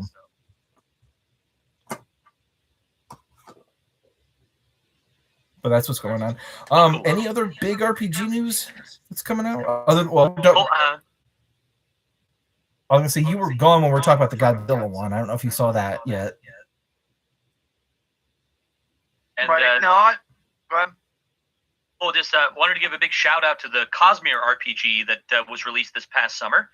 I got to meet some cool folks over at the Cosmere RPG Brotherwise Discord channel, and got to actually try out the system for a little while. It's really fun. It's got an easy to jump into D20 based mechanic for folks that are used to things like Everyday Heroes and Dungeons and Dragons, but it's got its own unique flavor. It's got instead of doing saving throws, you have 3 different defenses, and much like in Everyday Heroes, armor does not add to your defense. It has a separate mechanic. It's not like Everyday Heroes armor, but it does something different. It's more of a damage reduction. But you will have a built-in plot die mechanic to encourage some narrative wiggle room for both game masters and players alike. And their magic systems, based on the Sanderson novels, are skill-based. So all uses of magic are based on skill checks, as well as spending your magical fuel. The Stormlight Archives book is currently out. I was part of that Kickstarter, so I actually have my copies. They came a few months back, and they have a place of honor next to my Everyday Hero books. And they're coming out with the follow-up Mistborn campaign setting for this shared RPG world this summer. The Kickstarter funded both the Stormlight and the Mistborn stuff, but the Stormlight was being released first to kind of coincide with the book 5 of the Stormlight Archives that was coming out. Oh, had already come out by that point, I should say. And then got Mistborn being released, and new Mistborn novels starting to come out, I think, in 2028, because he's currently writing a trilogy back-to-back right now, Brandon Sanderson. And then they're planning on, and by they I mean Brotherwise Games, who's making these books in partnership with Dragonsteel, the publishing company Brandon runs for his Cosmere books. They're planning on doing additional, what they call World Hopper books, to touch on the other planets and novels in the setting besides those 2 big series. So it's a lot of fun, beautiful art, really easy to pick up mechanics, and it's beautiful interpretations in a way that a D20 gamer like me can readily understand and dive into. Nice. So one thing that can you guys hear me? Yeah. Go ahead. Oh, okay. I wasn't sure. I just want to make sure nothing wrong with my headset. So what I'm looking forward to, I don't know if you guys heard about it, DC-20. Yes, I have heard of that. Yeah, I've heard of it. So he just released. Okay, this drives me nuts how he numbers his things. So he just had a 0.10 release, which, as someone who's beta tested software, and when they do version updates, it goes incrementally from 0.1 to 1.0, 0.2, 0.3. So he's going from 0.9 and like 0.8 whatever to 0.1, and it kills my brain because that's not how math works. So they're chugging along with that. I know they're currently working on some spells for the magic chapter, but I think that's like chapter 4. So they're chugging along with that. Like, I backed this on the Kickstarter. How much did I throw? $65 is what I threw this. What does that get me? That gets me the hardcover, the PDF, and all whatever applicable stretch goals. So I'm looking forward to this because it's not a D20 system. Or is it a D20 system? It handles things differently. Okay. Where's the? Let me get to the campaign. So you have 4 attributes: might, agility, intelligence, and charisma. There's a 4 action point system that's supposed to make combat more fluid and dynamic. You get reactions to spend action points outside of your turn. Let's see, custom character and ancestry creation systems. Spellcasters get mana points and spell enhancements. Marshal gets stamina points and attack maneuvers. Skill challenge mechanics, combat, social, and exploration. Social mechanics, disposition, reputation, and morale. And exploration mechanics, travel, rest, and downtime. So, let's see. It says DC 20 reimagines the levels up the best parts of the TRPGs we use in order to forge our own path forward. Let's see, an intuitive dynamic system that reawakens creativity, teamwork, and epic storytelling. Yeah, so I'm pretty sure this isn't a D20 system. Mm-hmm. I haven't read any like the previews yet. But like I'm looking forward to the full release because this is a fantasy game that's not D&D and not like D20. Mm-hmm. So it's not like, oh well, I'll just play Shadow Dark or I'll play this or I'll play that. Like it's still D20. You know, I like systems that aren't necessarily D20. Mm-hmm. Like White Wolf or Vampire, Hunter, Cyberpunk's D10, Shadowrun is a brick of D6s. Transformers. Yeah, games they're a lot of fun. My Little they give Pony. you that satisfying feel of let's throw a massive amount of dice at this. Yeah. That and one of my favorite systems is still Savage Worlds. Savage Worlds is amazing. This is true. Yeah. I mean, it's very simple. It's very cinematic. You can do whatever you want with it. You know, if there aren't rules out there, you can still do a game. You want to make the A team, you can make the A team. Mm-hmm. You know? Yeah. The only thing I've seen Savage Worlds putting out recently is just Deadlands and Rifts. Deadlands, Rifts, and Pathfinder for. Mm-hmm. Yeah, they made that deal with Paizo to set it up for a Savage Worlds rule set. Yeah. Yeah, but I'm like, how about some other new content for Suede? You know, you came out with Suede. I dropped $200 in the Kickstarter to get all that stuff. I backed the fantasy. Yeah, superpower. I backed either superpowers or fantasy. Suede and Weird West. Yeah. They did come out with the recent Deadlands Dark Ages one. Right, but it's still Deadlands. That's fair. Yeah, Deadlands was always Pinnacle's, if you'll pardon the pun, Pinnacle's pinnacle. It was always the main star of the Savage World. The Savage World system was designed specifically for Deadlands. And then they built up, like, I would love to see a Suede version of the Rippers. The ones about Jack the Ripper in London. I would love to see that. So you say that. I have Rippers for the Adventure Edition, or the previous version. Yeah. I have the Ripper stuff for the previous version. I have a shit ton of stuff for the previous version, and this stuff isn't getting brought up for Suede. Updated, which is it's sad. But I know that every industry has its ups and downs. Every company has its ups and downs, and maybe they're just trying to focus. They're focusing in a lot on Deadlands to kind of fulfill some promises about that from a while back, and then hopefully they'll be able to branch out and pull some of their other properties into their new rule set. Like their Solomon Kane RPG was really good in the old rule set. Yeah, I mean, I really enjoyed Savage Worlds. Yeah. And if they would update some stuff, I'd love to play it again. Like I have Rippers, we can still use the older rules and play Rippers. I have Weird War 2. I have Weird Wars 2 was really fun. Yeah. Tour of Darkness. I have there was one a superheroes, a 77 1776. Nice. So I bet that's another Kickstarter thing I got. I mean, I have a ton. Mm-hmm. They did yeah.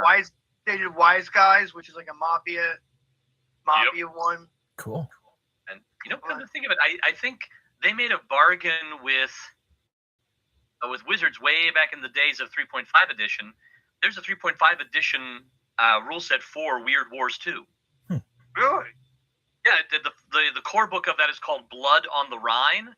It's got a werewolf wearing an SS uniform on the cover, like literally a werewolf, and it gives you rules for playing like soldiers from the Allied forces and resistance fighters from occupied countries in the European theater.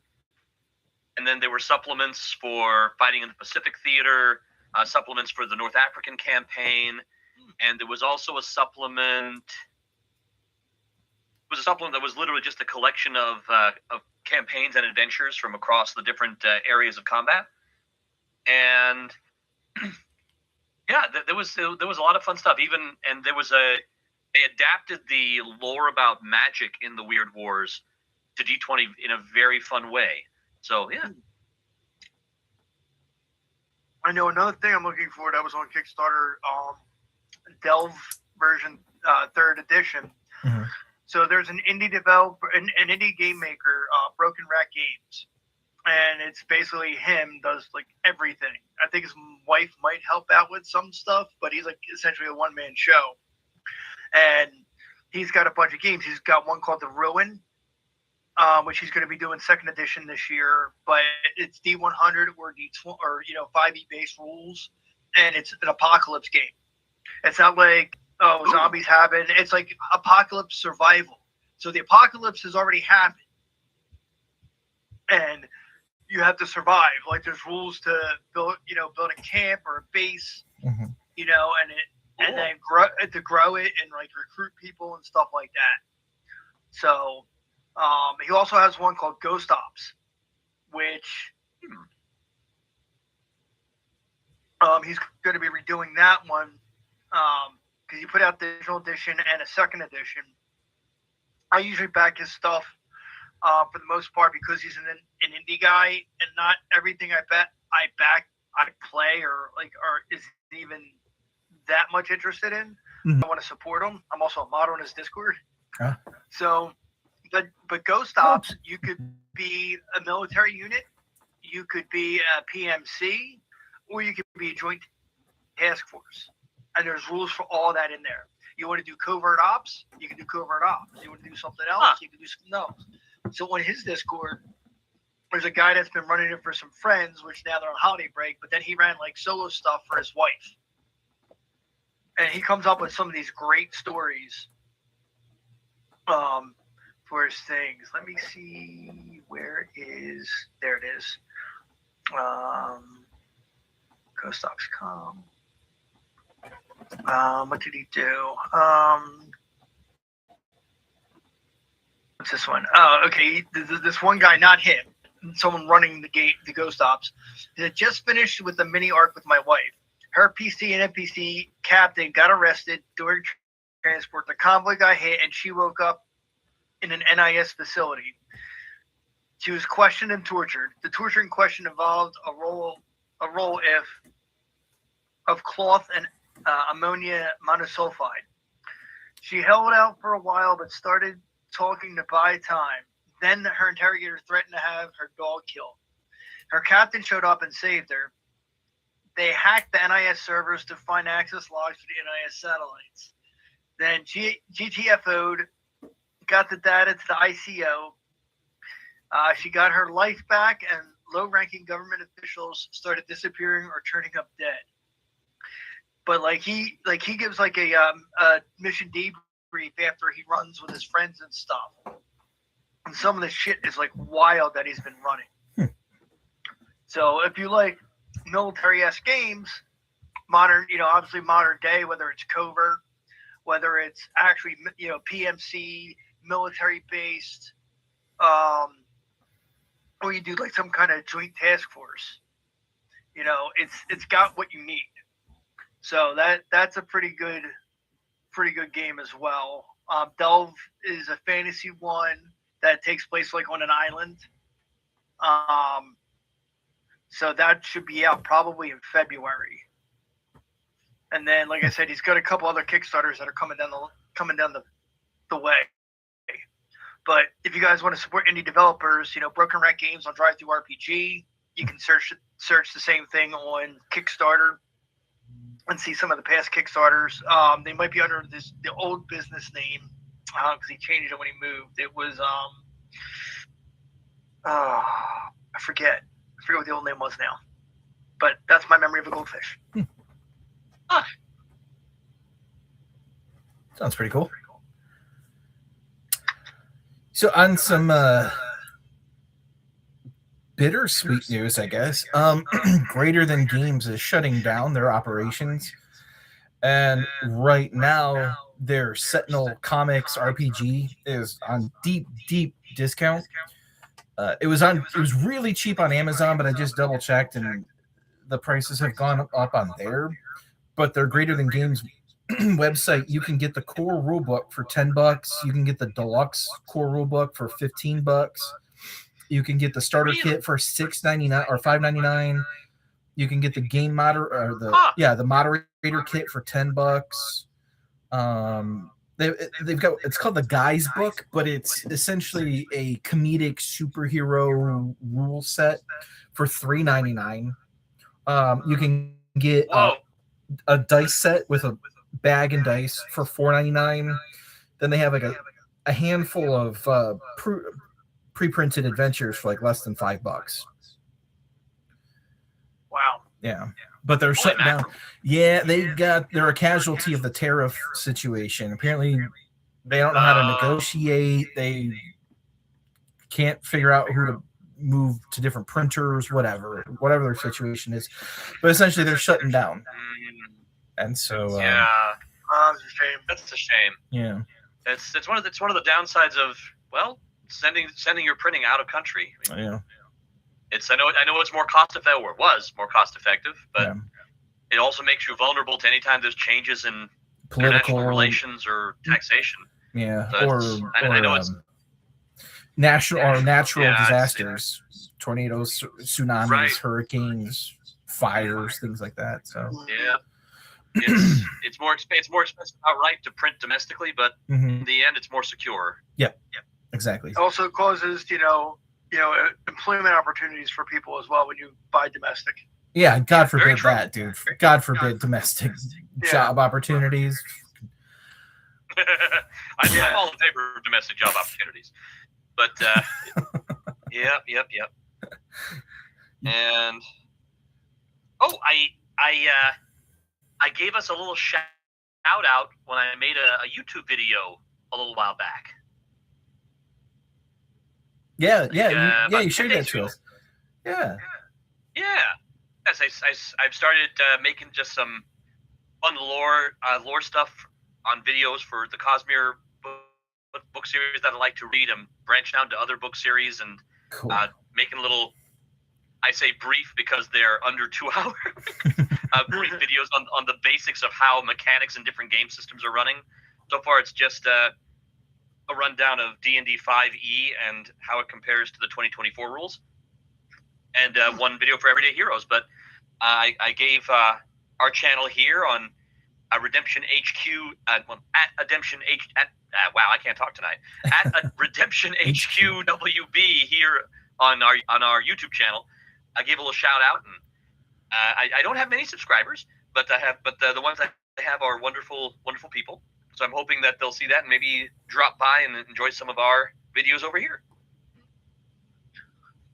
So, question, and I know it's a little bit early because it's at the end of the year, but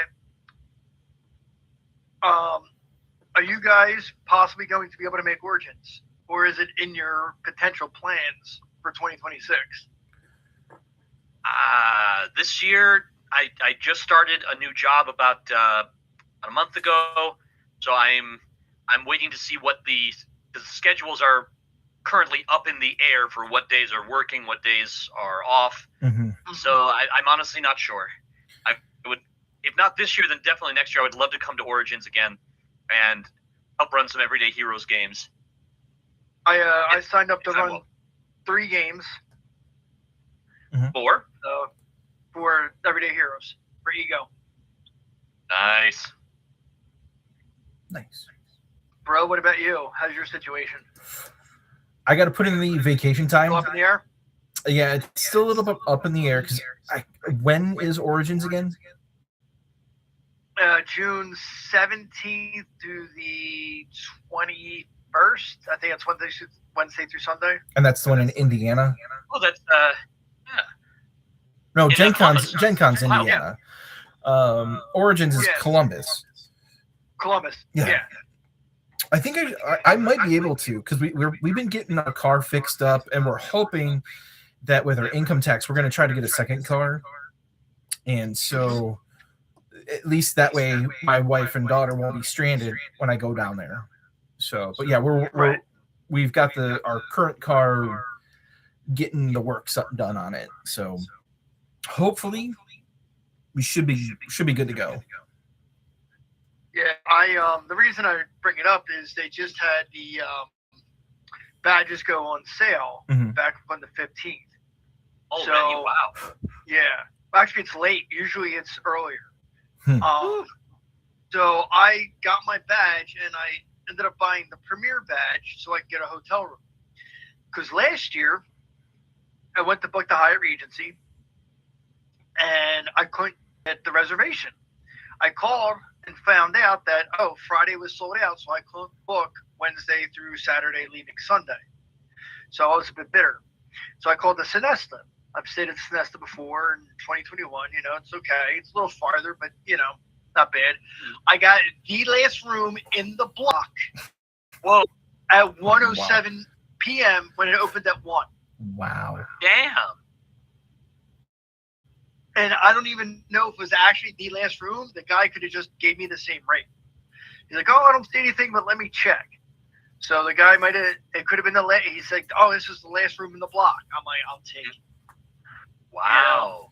So I ended up buying the Premier badge for $214, including service charge, which I didn't want to do.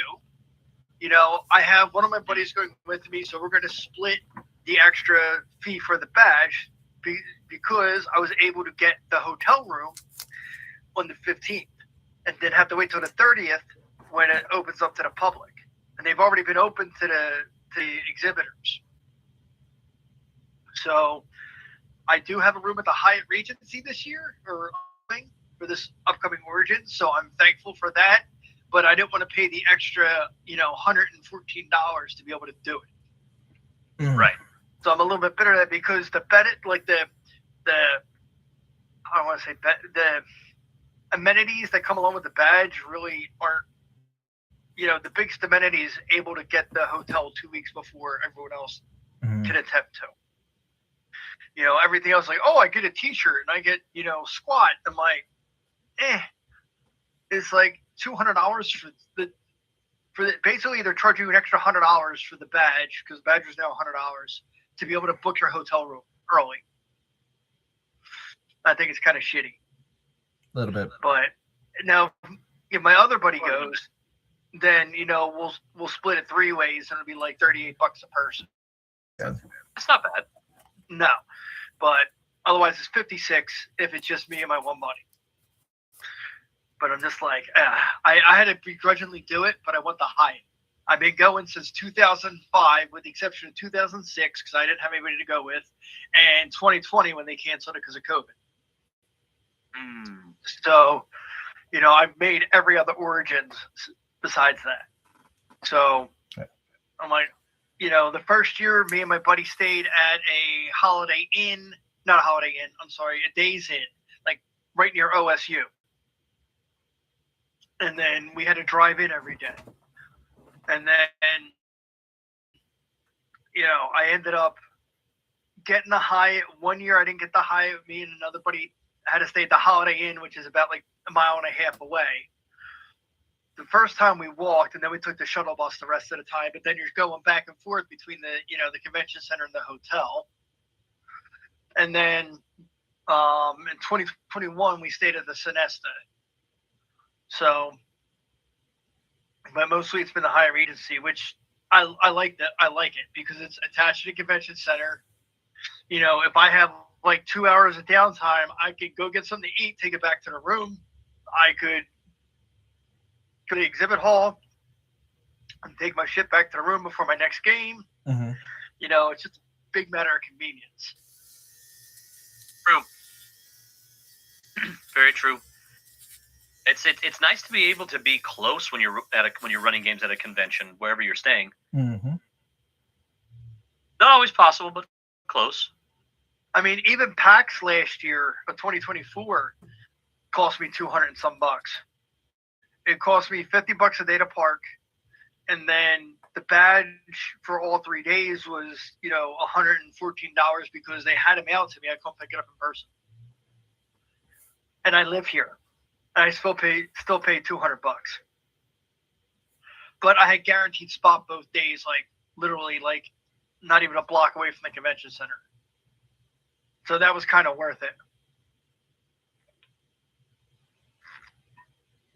Oh man! Now, bro, when you have time, do you go to like GaryCon or Con on the Cob or anything like that? I wish I could go to Gary Con. Yeah, I'd love to go to a lot more conventions.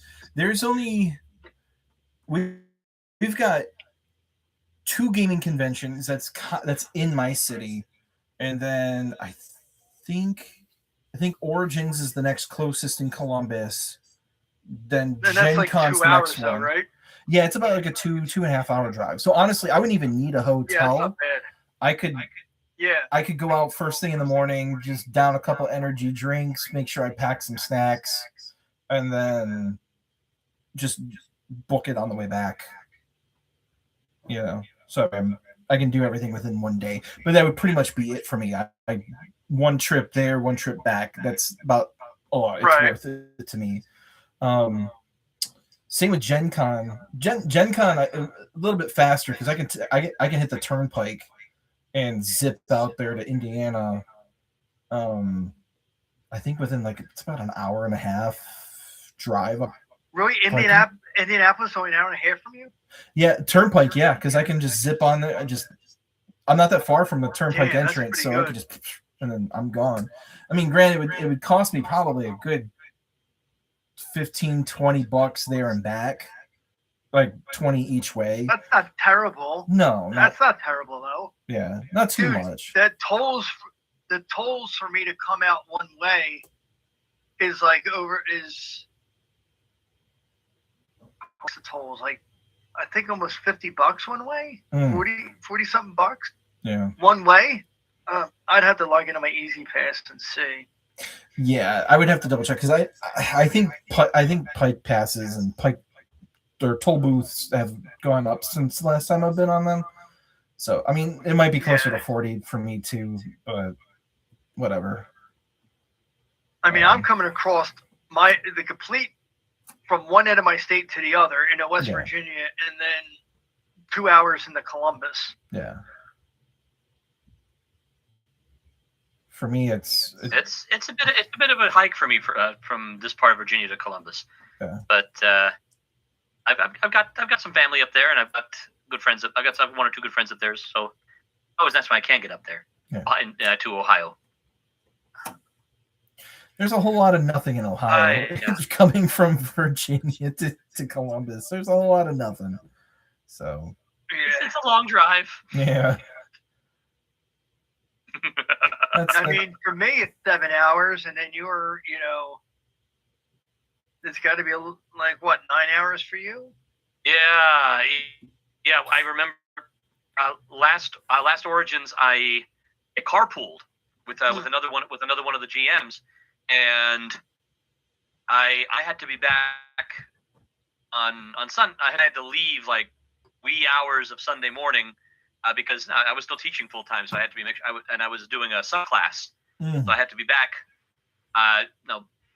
and rested and at the school by a certain point on Monday morning. So I've never actually been able to stay all the way through a Sunday at a convention, except once, I think.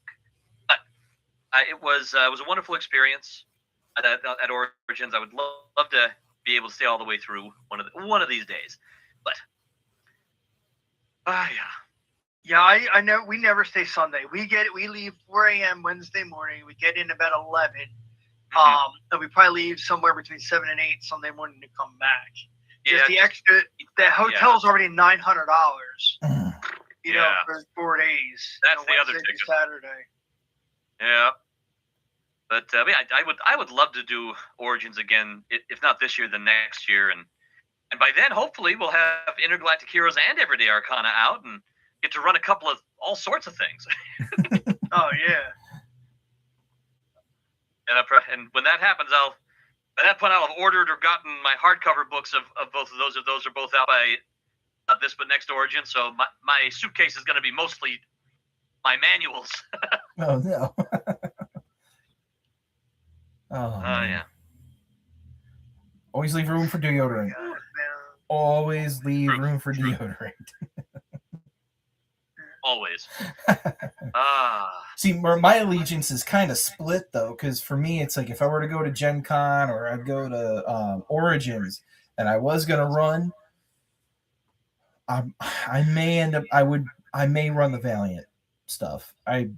Sorry to everybody at Evil Genius, but I think I definitely feel not just obligated, but it's kind of an honor to run the Valiant Adventures since I've been there since the announcement. I've been kind of helping write articles and sharing stuff on their social media and all that stuff, that it's like, you know, it would be awesome as a fan to just finally be like, all right, guys, here we go. Time to rock and roll. So yeah, I think that's kind of where I sit on that. So yeah.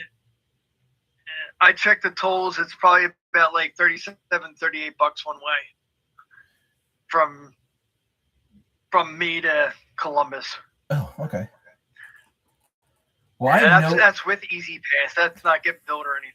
Yeah. And I was gonna say, Easy Pass is marvelous. Yeah, I was gonna say, because Easy Pass, like once you drive a certain amount of miles, it starts reducing the price for the tolls, right? It's like it gives you a discount. I don't know if it's still discounted, but I know you were getting a discount if you had Easy Pass versus going through like the toll booth and paying cash. But now they're getting rid of toll booths to Pennsylvania. I don't know when it'll all be done, but you're either gonna get, you know, billed by plate, you know, them taking the picture, you're gonna bill in the mail, or Easy Pass. But I know if you get billed by plate, I'm pretty sure you're gonna be paying the higher money. That's a definite. Yeah. Easy Pass is just easier. I've had tagline writes itself. I've had Easy Pass for 16 years. Ooh. I got it first in 2009. So I think I've had it for maybe 5 years. Remember, I've been going out, you know, almost 20 years. So, you know, the first year I didn't drive. 2006 I missed, and then 2007. I don't know if I drove or my cousin drove his Ford. They didn't have an Explorer. What the hell was Mel? Mel was yellow. It was a Ford Escape, and he might have drove in 2007 or 2008. But I ended up getting it in 2009. So,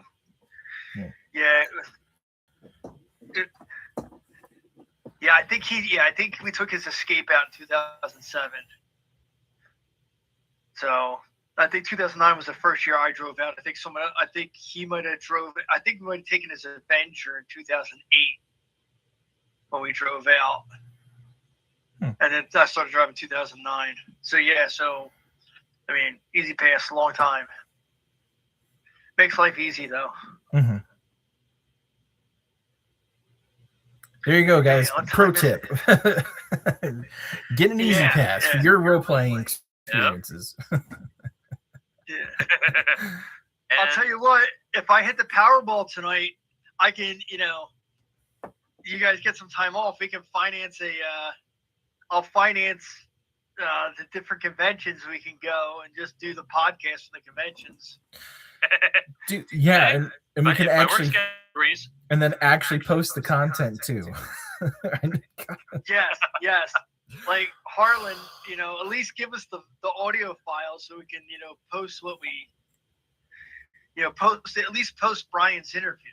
Yeah. Because we sat there and interviewed Brian for, half hour, 45 minutes. So at least let's get that so we can get that up. I mean, that's only from 2024. It's not going to be, getting close to 2 years old yet, but it's over a year. Getting there. Time does fly. It does. It does. I even had Speaking of which, this month. We just passed the 2-hour mark. Yes, we Oh did. yeah, we should probably close it up. I mean, Well, Gotta help Santa and his elves wrap a few things. Yes. Well, I definitely want to thank all the goons for coming. So that's been And we for can't watching us later too. Yeah. yes, we appreciate the audience. Feel free to interact. For the time being, all our broadcasts will be live on the YouTube when we pick back up. Yeah. In the new year. We still need to sit down and plan what we're going to do, content-wise. Mm-hmm. But we're going to try and get some interviews and maybe a live play or two. Indeed. And see what we can come up with. I'd like to have Dave on the show. We have the lost interview of Brian that we will never find, so we'll have to have Brian back on the show. Let's get Sig on the show. We've had Nick. We've had Nick Lowe in the wings since his interview with Dave at the launch of Return. So we got to get him on. So yeah, we might want to schedule that when it gets close to Return of the Living Dead actually coming out. Yeah, because that'd be a nice primer for its release. Yeah.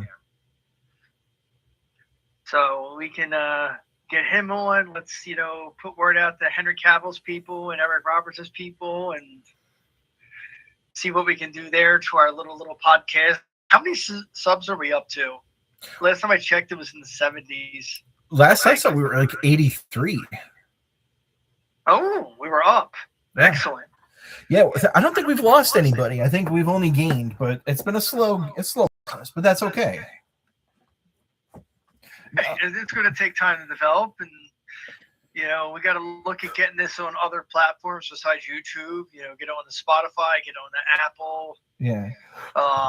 And Yeah. maybe Amazon. So Rob told me that he was the one that got the extra books. Was it you who got the extra books from Dave?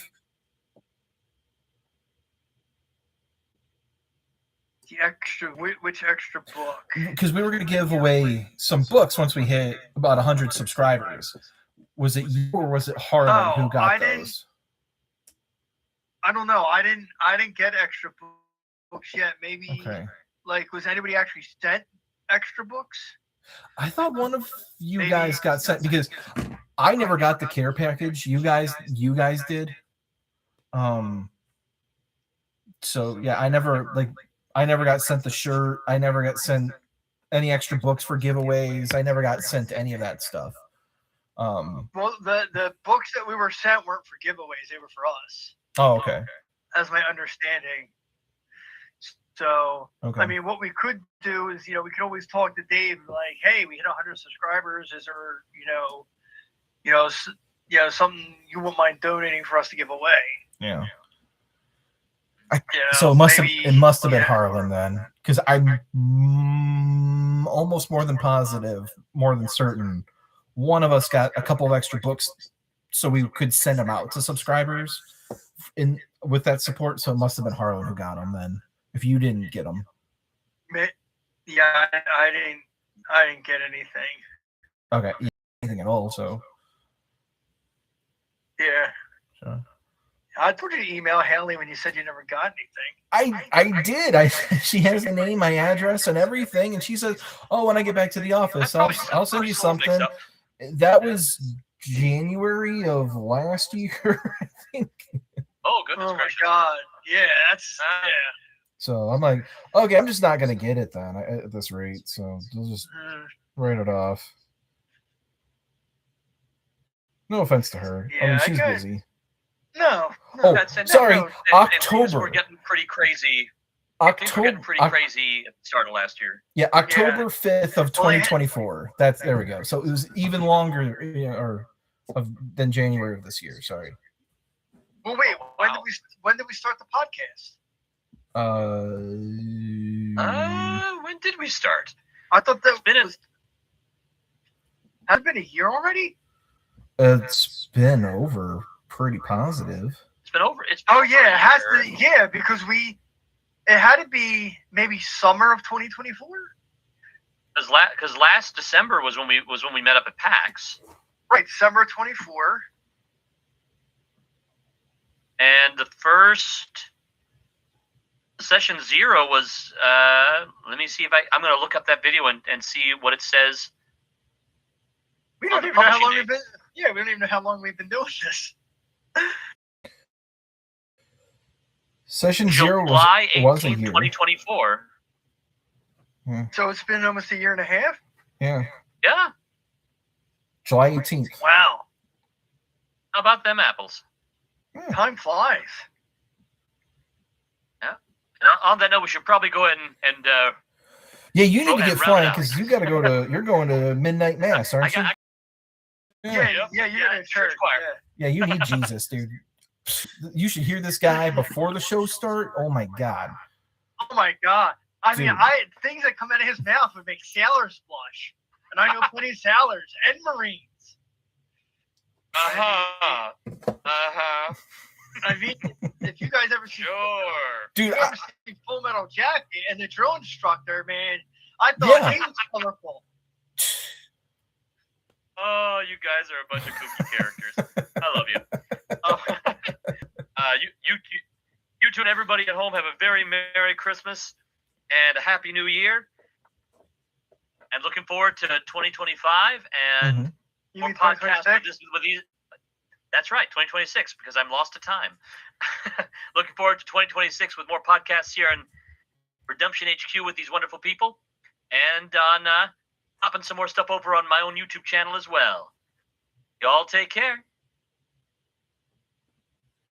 Later, folks. And I'm just going to reiterate, Merry Christmas, Happy New Year, Happy Hanukkah. I don't know if that's over yet or not. We don't want to leave anybody out. Happy Festivus. That was yesterday. Yeah, Festivus the rest of us. So we hope everyone has a good time with their family. Make sure you spread the love, the Christmas cheer, and enjoy the time with your family members and your friends. And just remember the Christmas spirit. You don't know what that person next to you is going through most of the time, so be kind.